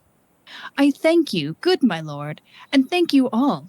I thought my mother and my brother York would long ere this have met us on the way. Fie, what a slug is Hastings, that he comes not to tell us whether they will come or no. And in good time, here comes the sweating lord. Welcome, my lord. What, will our mother come? On what occasion? God he knows, not I. The Queen your mother and your brother York have taken sanctuary. The tender prince would fain have come with me to meet your grace, but by his mother was perforce withheld. Fie, what an indirect and peevish course is this of hers. Lord Cardinal, will your grace persuade the Queen to send the Duke of York unto his princely brother presently? If she deny, Lord Hastings go with him, and from her jealous arms pluck him perforce. My lord of Buckingham, if my weak oratory can from his mother win the Duke of York, and not expect him here. But if she be eager to mild entreaties, God in heaven forbid we should infringe the holy privilege of blessed sanctuary. Not for all this land would I be guilty of so deep a sin. You are too senseless, obstinate, my lord, too ceremonious and traditional. Weigh it but with the grossness of this age, you break not sanctuary in seizing him. The benefit thereof is always granted to those whose dealings have deserved the place, and those who have the wit to claim the place. This prince hath neither claimed it nor deserved it, and therefore, in mine opinion, cannot have it. My lord, you shall o'errule my mind for once. Come on, Lord Hastings. Will you go with me?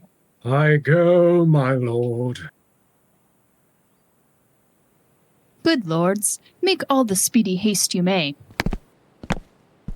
Say, Uncle Gloucester, if our brother come, where shall we sojourn till our coronation? Where it seems best unto your royal self. If I may counsel you, some day or two, your highness shall repose you at the Tower. Then where you please, and shall be thought most fit for your best health and recreation. I do not like the Tower of any place. Did Julius Caesar build that place, my lord? He did, my gracious lord, begin that place, which since succeeding ages have re-edified. Is it upon record, or else reported successively from age to age he built it? Upon record, my gracious lord. But say, my lord, it were not registered, methinks the truth should live from age to age, as it were retailed to all posterity, even to the general all-ending day. So wise, so young, they say, do never live long. What say you, uncle? Oh, I say, without characters, fame lives long. I'll tell you what, my cousin Buckingham. What, my gracious lord? And if I live until I be a man, I'll win our ancient right in France again, or die a soldier as I lived a king. Now in good time, here comes the Duke of York. Richard of York, how fares our loving brother? Well, my dread lord, so must I call you now. Aye, brother, to our grief, as it is yours. Too late he died that might have kept that title, which by his death hath lost much majesty. How fares our cousin, noble Lord of York? I thank you, gentle uncle. Oh, my lord. He may command me as my sovereign, but you have power in me as in a kinsman. I pray you, uncle, give me this dagger. My dagger, little cousin. With all my heart. A beggar, brother? Of my kind uncle that I know will give. and being but a toy which it's no grief to give. Oh, a greater gift than that I'll give my cousin. A greater gift? Oh, that's the sword to it. What, would you have my weapon, little lord? I would, that I might thank you as you call me. How? Little. My Lord of York will still be cross in talk. Uncle, your grace knows how to bear with him. You mean, to bear me, not to bear with me. Uncle, my brother mocks both you and me, because that I am little, like an ape. He thinks that you should bear me on your shoulders. So cunning and so young is wonderful. My lord, will't please you to pass along? Myself and my good cousin Buckingham will to your mother, to entreat of her to meet you at the tower and welcome you. What? Will you go on to the tower, my lord? My Lord Protector needs will have it so. I shall not sleep quiet at the tower. Why? What should you fear? Marry my Uncle Clarence's angry ghost. My granddad told me he was murdered there. I fear no uncle's dead. Nor none that live, I hope. And if they live, I hope I need not fear. But come, my lord, and with a heavy heart, thinking on them, go I unto the tower.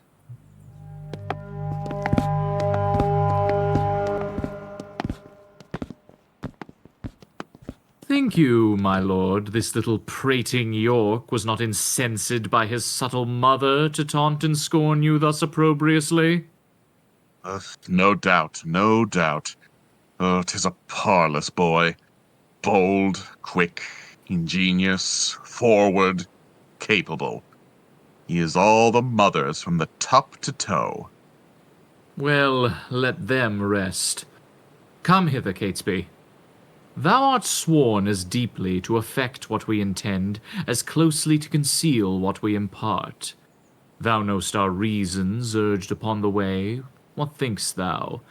Is it not an easy matter to make William Lord Hastings of our mind for the installment of this noble duke in the seat royal of this famous isle? He, for his father's sake, so loves the prince that he will not be one to aught against him.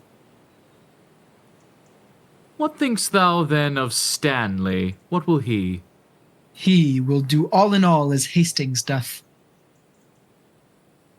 Well, then, no more but this.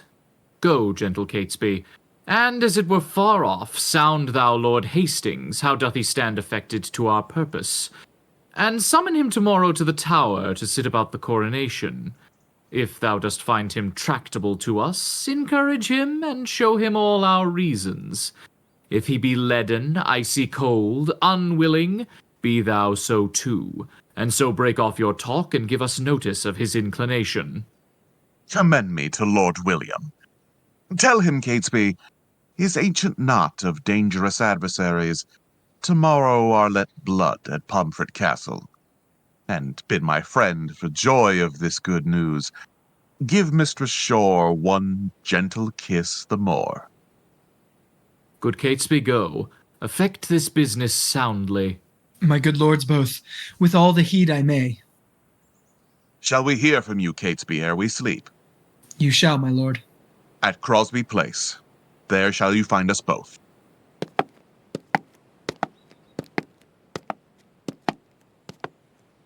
Now, my lord, what shall we do if we perceive Lord Hastings will not yield to our complots? Chop off his head, man. Somewhat we will do. And look, when I am king, claim thou of me the earldom of Hereford, and the movables whereof the king my brother stood possessed. I'll claim that promise at your grace's hands. And look to have it yielded with all willingness.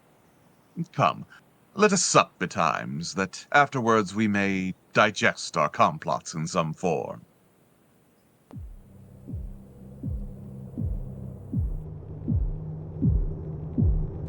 Buckingham may have believed at this point that he was so high in Richard's graces as to be another kingmaker, like Warwick. Power pushed him forward more than simple greed.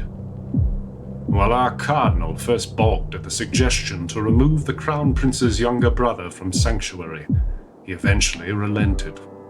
Now, Prince Edward and his little brother will wait in the tower until his coronation day, or perhaps a while longer. In the wee hours of the morning, at my home, I was sleeping, until I was awoken by a messenger from Lord Stanley, whose soul has been troubled by dreams about a boar, Richard's heraldic symbol, and Stanley's fear of a second council. Why? No doubt such a meeting busies itself with little more than the tedium of governing the realm. And, heaven forbid, I interfere with legal and God-ordained succession.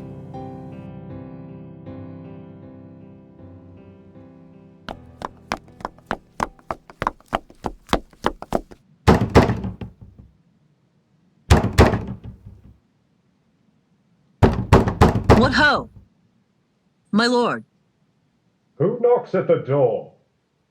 A messenger from the Lord Stanley. What is the clock? Upon the stroke of 4. Cannot thy master sleep these tedious nights? So it should seem by that I have to say. First, he commends him to your noble lordship. And then? And then he sends you word. He dreamt tonight the boar had raised his helm. Besides, he says there are 2 councils held, and that may be determined at the one, which may make you and him to rue at the other. Therefore he sends to know your lordship's pleasure, if presently you will take horse with him, and with all speed post with him towards the north, to shun the danger that his soul divines. Go, fellow, go, return unto thy lord. Tell him his fears are shallow, wanting instance, and for his dreams, I wonder he is so fond to trust the mockery of unquiet slumbers. To fly the boar before the boar pursues were to incense the boar to follow us, and make pursuit where he did mean no chase. Go, bid thy master rise and come to me, and we will both together to the tower, where he shall see. The boar will use us kindly. My gracious lord, I'll tell him what you say.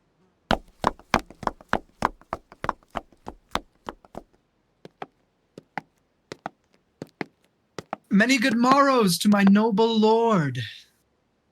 Oh, good morrow, Catesby. You are early stirring. What news in this our tottering state? It is a reeling world indeed, my lord, and I believe 'twill never stand upright till Richard wear the garland of the realm. Oh? Wear the garland? Dost thou mean the crown? Aye, my good lord. I'll have this crown of mine cut from my shoulders ere I will see the crown so foul misplaced. But canst thou guess that he doth aim at it?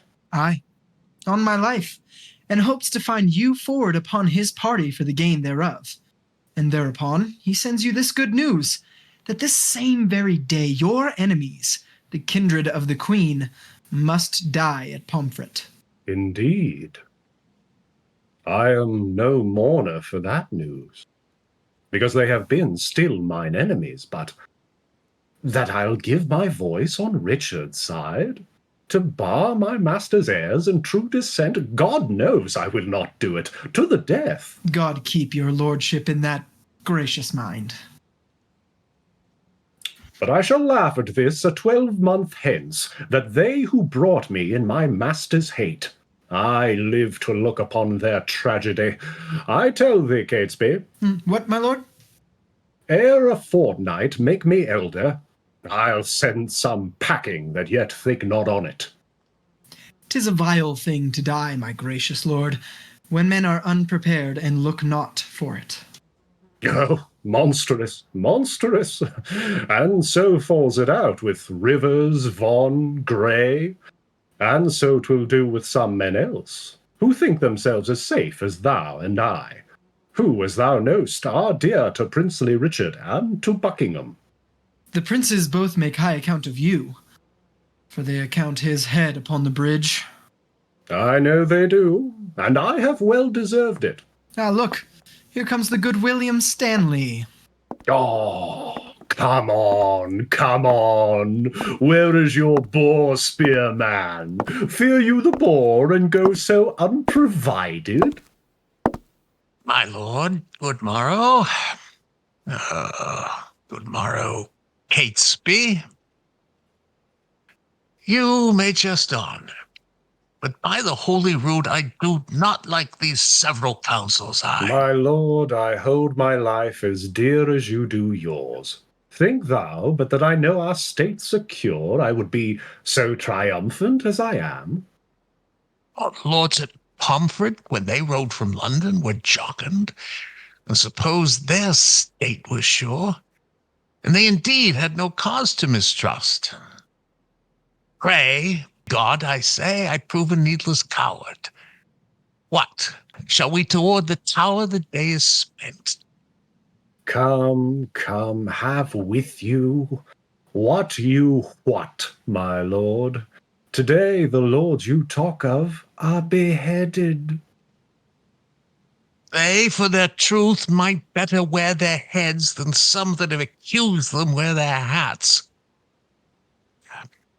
But come, my lord, let us away. Oh, my good Lord Buckingham. What, go you toward the tower? I do, my lord, but long I shall not stay. I shall return before your lordship thence. 'Tis like enough, for I stay dinner there. And supper too, although thou knowst it not. Come, will you go? I'll wait upon your lordship.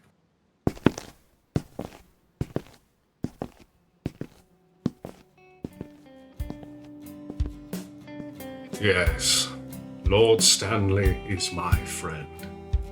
But I did not fear his dreams. He is also worried about 2 separate councils, of which he has gotten wind, and Richard reaching for the crown. I no more want Richard to be king than my own dog. But in point of fact, I was much more preoccupied with the good fortune that had come my way, in the form of the elimination of the Queen's family members and supporters. Perhaps their deaths were a sort of favour to me for my loyalty. And so, I proceed with the Lord Buckingham to Richard's councils.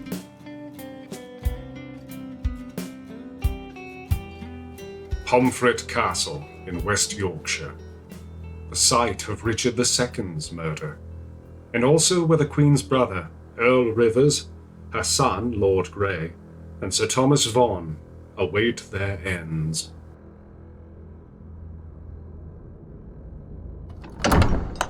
Come, bring forth the prisoners. Sir Richard Ratcliffe, let me tell thee this. Today shalt thou behold a subject die for truth, for duty, and for loyalty. God keep the prince from all the pack of you, and not you all of damned bloodsuckers. You live that shall cry woe for this after. Dispatch. The limit of your lives is out. Oh, Pomfret, Pomfret! O thou bloody prison within the guilty closure of thy walls, Richard II here was hacked to death. And for more slander to thy dismal seat, we give thee up, our guiltless blood to drink. Now Margaret's curse has fallen upon our heads, for standing by when Richard stabbed her son. Then cursed she Richard. Oh, remember, God, to hear her prayers for them, as now for us and for my sister and her princely sons. Be satisfied, dear God, with our true blood. Make haste. The hour of death is expiate. Come, Grey, come, Vaughan, let us all embrace, and take our leave until we meet in heaven.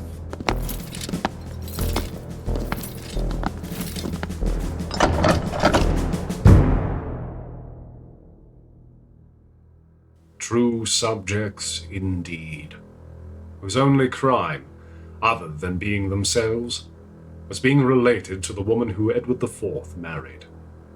And as they die, the lords of England look the other way.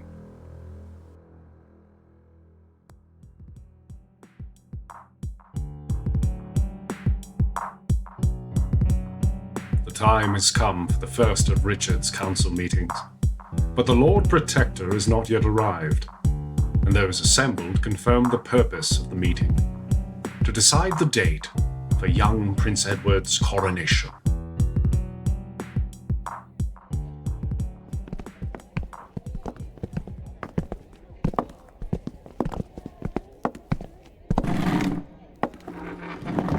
My lords, at once the cause why we are met is to determine of the coronation. In God's name speak, when is the royal day? Are all things fitting for that royal time? It is, and once but nomination. Tomorrow, then, I judge a happy day. Who knows the Lord Protector's mind herein? Who is most inward with the royal duke? Your grace, we think, should soonest know his mind. Who, I, my lord, I. We know each other's faces, but for our hearts he knows no more of mine than I of yours, nor I no more of his than you of mine. Lord Hastings, you and he are near in love. I thank his grace. I know he loves me well. But for his purpose in the coronation, I have not sounded him, nor he delivered his gracious pleasure any way therein. But you, my noble lords, may name the time, and in the Duke's behalf I'll give my voice, which I presume he'll take in gentle part. Now in good time, here comes the Duke himself. My noble lords and cousins all, good morrow. I have been long a sleeper, but I hope my absence doth neglect no great designs, which by my presence might have been concluded. Had not you come upon your cue, my lord, William Lord Hastings had pronounced your part, I mean your voice, for crowning of the king. Then my Lord Hastings, no man might be bolder. His lordship knows me well, and loves me well. Cousin of Buckingham, a word with you.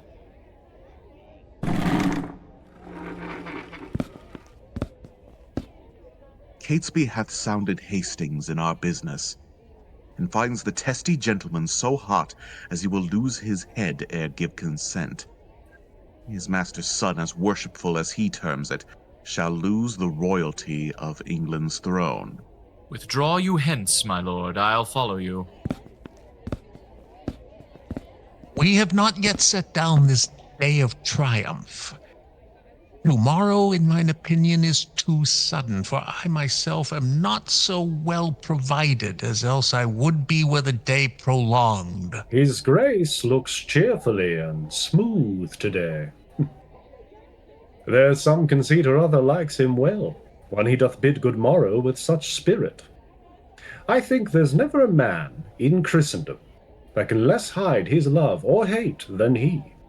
For by his face straight shall you know his heart. What of his heart perceive you in his face? By any likelihood he showed today? Marry, that with no man here he is offended.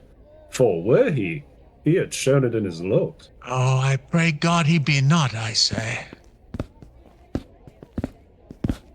I pray you all, tell me what they deserve, but to conspire my death with devilish plots of damned witchcraft, and that have prevailed upon my body with their hellish charms.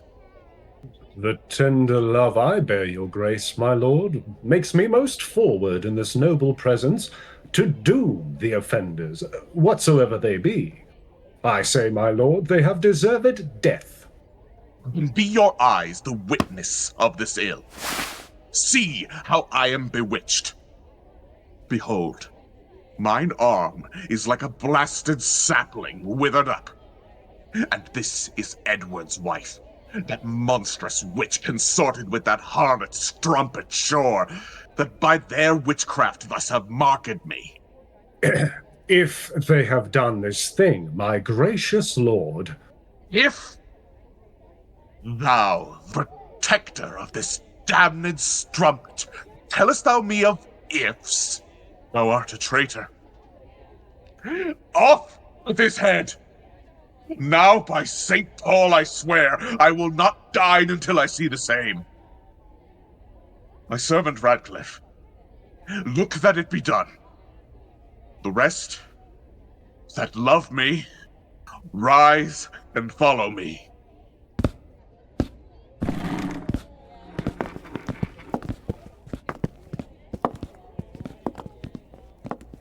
Woe for England, not a whit for me, for I too fond might have prevented this. Stanley did dream the boar did raise his helm, but I disdained it, and did scorn to fly. 3 times today my footcloth horse did stumble, and startled when he looked upon the tower, as loath to bear me to the slaughter-house. Oh, Margaret, Margaret, now thy heavy curse is lighted on poor Hastings' wretched head. Dispatch, my lord. The Duke would be at dinner. Make a short shrift, he longs to see your head. Oh, momentary grace of mortal men, which we more hunt for than the grace of God, who builds his hopes in air of your good looks, lives like a drunken sailor on a mast, ready with every nod to tumble down into the fatal bowels of the deep. Come, come, dispatch. 'Tis bootless to exclaim. Oh, bloody Richard! Miserable England! I prophesy the fearfullest time to thee that ever wretched age hath looked upon. Come, lead me to the block, and bear him my head. They smile at me, that shortly shall be dead.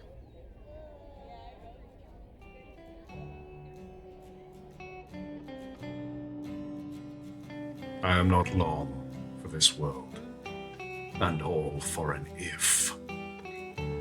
Richard now has only to claim that his withered arm, the one we have all seen time and again since he was born, is the result of witchcraft, wrought by none other than Queen Elizabeth, mother to the Crown Prince, assisted by Mistress Shaw, mistress indeed to the late King Edward, and, as some may say, myself. For all my loyalty, all it took was an if.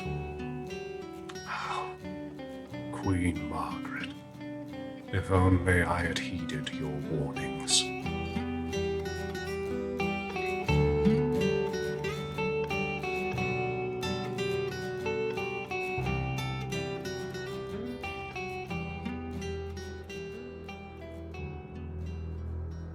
Gloucester wants to know if Buckingham is a good actor.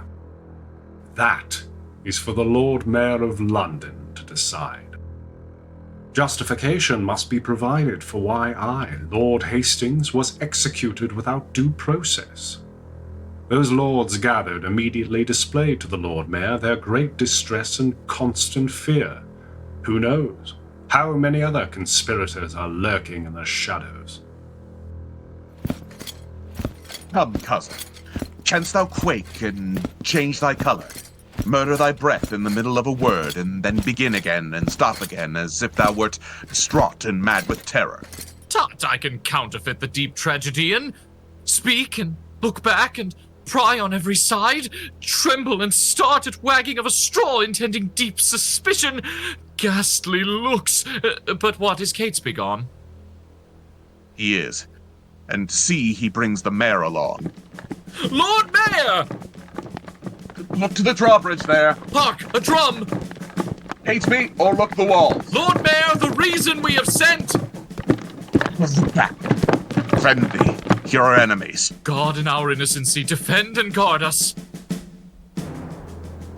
Be patient. They are friends.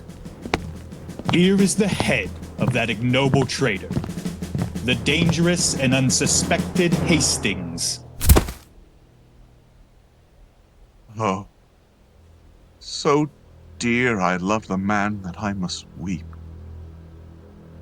I took him, the plainest, harmless creature that breathed upon this earth a Christian, made him my book, wherein my soul recorded the history of all her secret thoughts.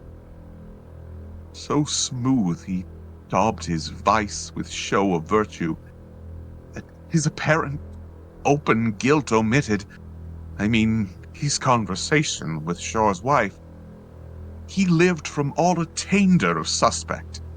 Well, well, he was the covertest sheltered traitor that ever lived. Would you imagine or almost believe, were it not that by great preservation we live to tell it you, the subtle traitor this day had plotted in the council house to murder me and my good lord of Gloucester? What? Had he so? What? Think you we are Turks or infidels? Or that we would, against the form of law, proceed thus rashly to the villain's death? But that the extreme peril of the case, the peace of England and our person's safety, enforced us to this execution. Now fair befall you. He deserved his death, and you, my good lords, both have well proceeded to warn false traitors from the like attempts. I never looked for better at his hands after he once fell in with Mistress Shaw. Yet had we not determined he should die until your lordship came to see his death, which now the loving haste of these our friends, somewhat against our meaning, have prevented. Because, my lord, we would have had you heard the traitor speak, and timorously confess the manner and the purpose of his treason, that you might well have signified the same unto the citizens, who haply may misconstrue us in him and wail his death. But, my good lord, your grace's word shall serve as well as I had seen and heard him speak, and doubt you not, right noble princes both. But I'll acquaint our duteous citizens with all your just proceedings in this cause. And to that end we wished your lordship here, to avoid the carping censures of the world. But since you come too late of our intents, yet witness what you hear we did intend. And so, my good Lord Mayor, we bid farewell. Go. After cousin Buckingham. The mayor towards Guildhall hies him in all post. There, at your meetest advantage of the time, infer the bastardy of Edward's children. Moreover, urge his hateful luxury and bestial appetite in change of lust, which stretched to their servants, daughters, wives, even where his lustful eye or savage heart without control listed to make his prey. Nay, for a need, thus far come near my person.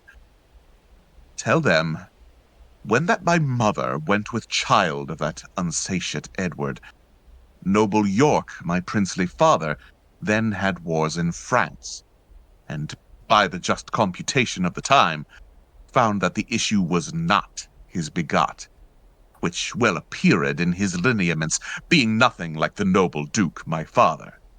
But touch this sparingly, as 'twere far off, because, you know, my lord, my mother lives.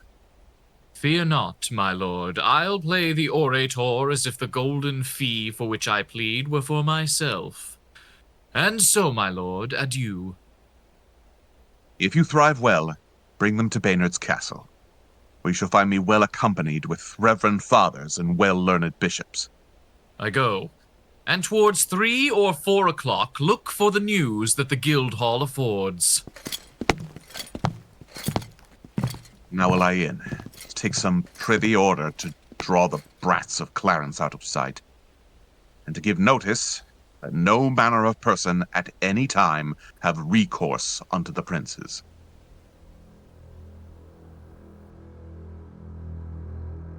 with the support of the Lord Mayor solidly on Richard's side for my rightful execution, Buckingham is now sent to remedy another error, going to Guildhall, the seat of the Corporation of London, to raise the suspicion that King Edward's 2 youngest sons are bastards, and therefore cannot wear the crown.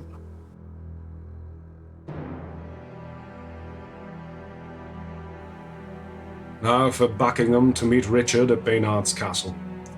The Lord Buckingham did his utmost at Guildhall, ultimately bringing the legitimacy of the late King Edward's children into question. The citizens were not so quick to agree, but ultimately Buckingham seized the moment and declared it the will of the people that Richard wear the crown. But not all is safe for Richard just yet. If they can only convince the mayor to speak to the people on his behalf.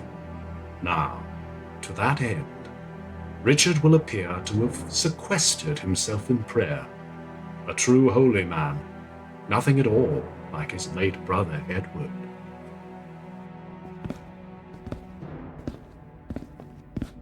How now, my lord? What say the citizens? Now, by the holy mother of our Lord, the citizens are mum and speak not a word. Touched you the bastardy of Edward's children? I did! With his contract with Lady Lucy and his contract by deputy in France, the insatiate greediness of his desires and his enforcement of the city wives, his tyranny for trifles, his own bastardy, as being got your father then in France, his resemblance being not like the Duke. Withal, I did infer your lineaments being the right idea of your father, both in your form and nobleness of mind. Laid open all your victories in Scotland, your discipline in war, wisdom in peace, your bounty, virtue, fair humility. Indeed, left nothing fitting for the purpose untouched or slightly handled in discourse. And when mine oratory grew to an end, I bid them that did love their country's good cry, God save Richard, England's royal king! And did they so? No, so God help me, they spake not a word, but like dumb statues or breathing stones, gazed each on other and looked deadly pale, which when I saw, I reprehended them, and asked the mayor what meant this wilful silence. His answer was, the people were not wont to be spoke to but by the recorder. Then he was urged to tell my tale again. Thus saith the Duke, thus hath the Duke inferred, but nothing spake in warrant from himself. When he had done, some followers of mine own at the lower end of the hall hurled up their caps, and some 10 voices cried, God save King Richard! And thus I took the vantage of those few. Thanks, gentle citizens and friends, quoth I. This general applause and loving shout argues your wisdoms and your love to Richard. And even here brake off and came away. What tongueless blocks were they? Would they not speak? No, by my troth, my lord. Will not the mayor then and his brethren come? The mayor is here at hand. Intend some fear, be not you spoke with, but by mighty suit. And look you get a prayer book in your hand, and stand betwixt 2 churchmen, good my lord.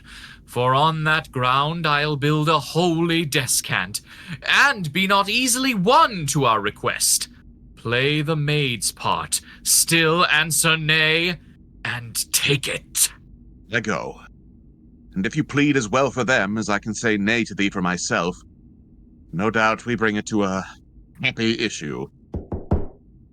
Go up to the leads. The Lord Mayor knocks.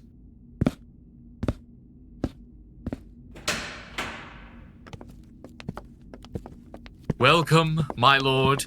I dance attendance here. I think the Duke will not be spoke withal. Here comes his servant. How now, Catesby, what says he? My lord, he doth entreat your grace to visit him tomorrow or next day. He is within with 2 right reverend fathers, divinely bent to meditation, and no worldly suit would he be moved to draw him from his holy exercise. Return, good Catesby, to thy lord again.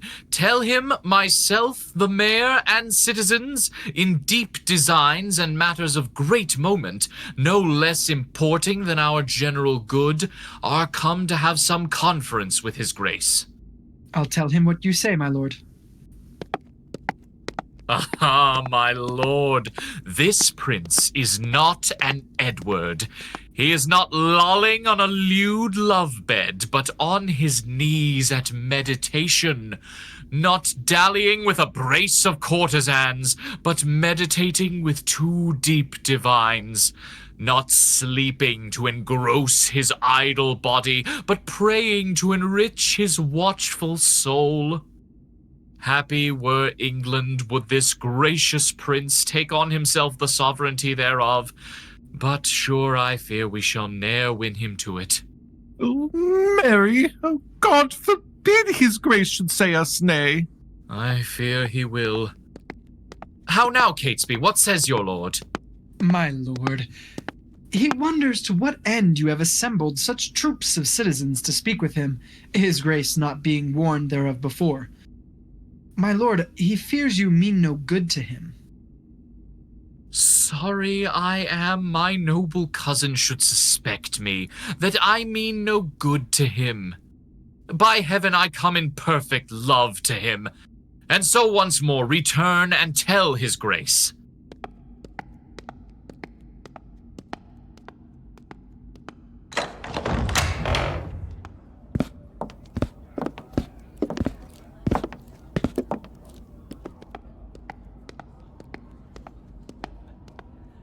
Oh, see where he stands between two clergymen. Two props of virtue for a Christian prince to stay him from the fall of vanity. Famous Plantagenet, most gracious prince, lend favorable ears to our request, and pardon us the interruption of thy devotion and right Christian zeal. My lord, there needs no such apology. I had rather to beseech you pardon me, who, earnest in the service of my God, neglect the visitation of my friends. But leaving this, what is your grace's pleasure?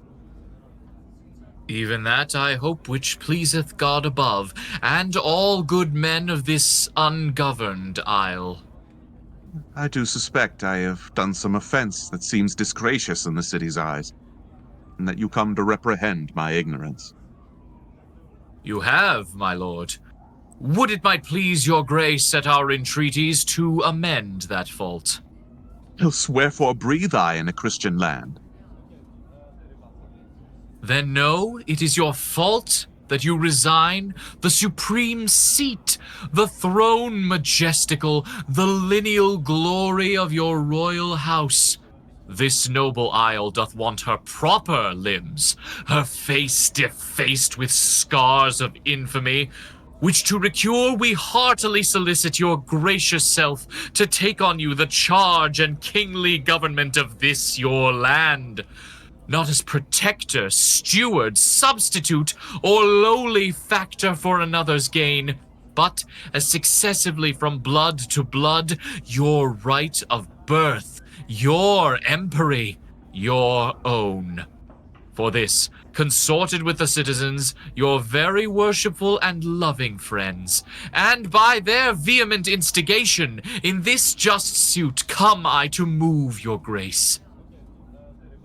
I know not whether to depart in silence or bitterly to speak in your reproof. Your love deserves my thanks, but my desert unmeritable shuns your high request. First, if all obstacles were cut away, and that my path were even to the crown, as my ripe revenue and due by birth, yet so much is my poverty of spirit, so mighty and so many my defects, so I had rather hide me from my greatness than in my greatness covet to be hid and in the vapor of my glory smothered. But God be thanked, there's no need of me. The royal tree hath left us royal fruit, will well become the seat of majesty, and make, no doubt, us happy by his reign. On him I lay what you would lay on me, the right and fortune of his happy stars, which God defend that I should wring from him. My lord, this argues conscience in your grace, but the respects thereof are nice and trivial, all circumstances well considered. You say that Edward is your brother's son. So say we, but not by King Edward's wife.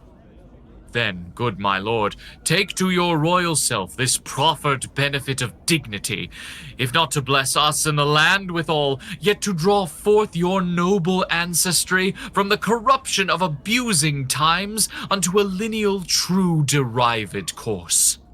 Do, good my lord, your citizens entreat you. Refuse not, mighty lord, this proffered love. Oh, make them joyful. Grant their lawful suit. Alas, why would you heap these cares on me? I am unfit for state and majesty. I do beseech you, take it not amiss. I cannot, nor I will not yield to you. If you refuse it, as in love and zeal loath to depose the child, your brother's son, as well we know your tenderness of heart, yet whether you accept our suit or no, your brother's son shall never reign our king. But we will plant some other in the throne, to the disgrace and downfall of your house. And in this resolution here we leave you. Come, citizens! Zoons, I'll entreat no more. Do not swear, my lord of Buckingham.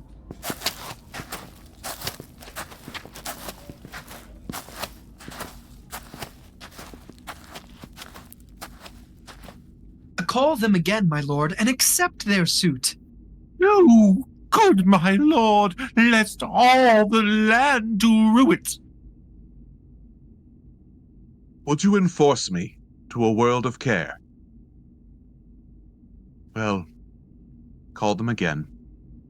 I am not made of stone, but penetrable to your kind entreats, albeit against my conscience and my soul. Cousin of Buckingham, and you, sage, grave men, since you will buckle fortune on my back, bear her burthen whether I will or no. I must have patience to endure the load. But if black scandal or foul-faced reproach attend the sequel of your imposition, your mere enforcement shall acquaintance me from all the impure blots and stains thereof. For God, he knows, and you may partly see how far I am from the desire thereof. Oh, God bless your grace. We see it, and will say it. In saying so, you shall but say the truth. Then I salute you with this kingly title. Long live Richard, England's royal king! Amen! Tomorrow will it please you to be crowned? Even when you please, since you will have it so. Tomorrow, then, we will attend your grace, and so most joyfully we take our leave. Come, let us to our holy task again. Farewell, good cousin. Farewell, gentle friends.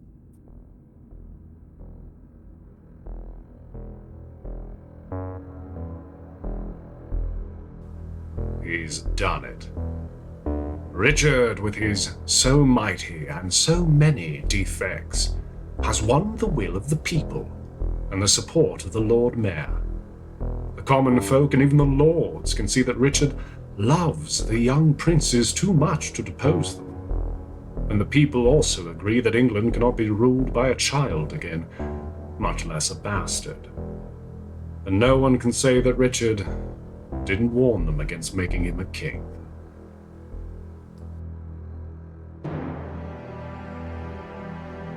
This has been Richard III, an audio drama, produced by Food for Groundlings and directed by Caitlin A. Kerr Heidenreich.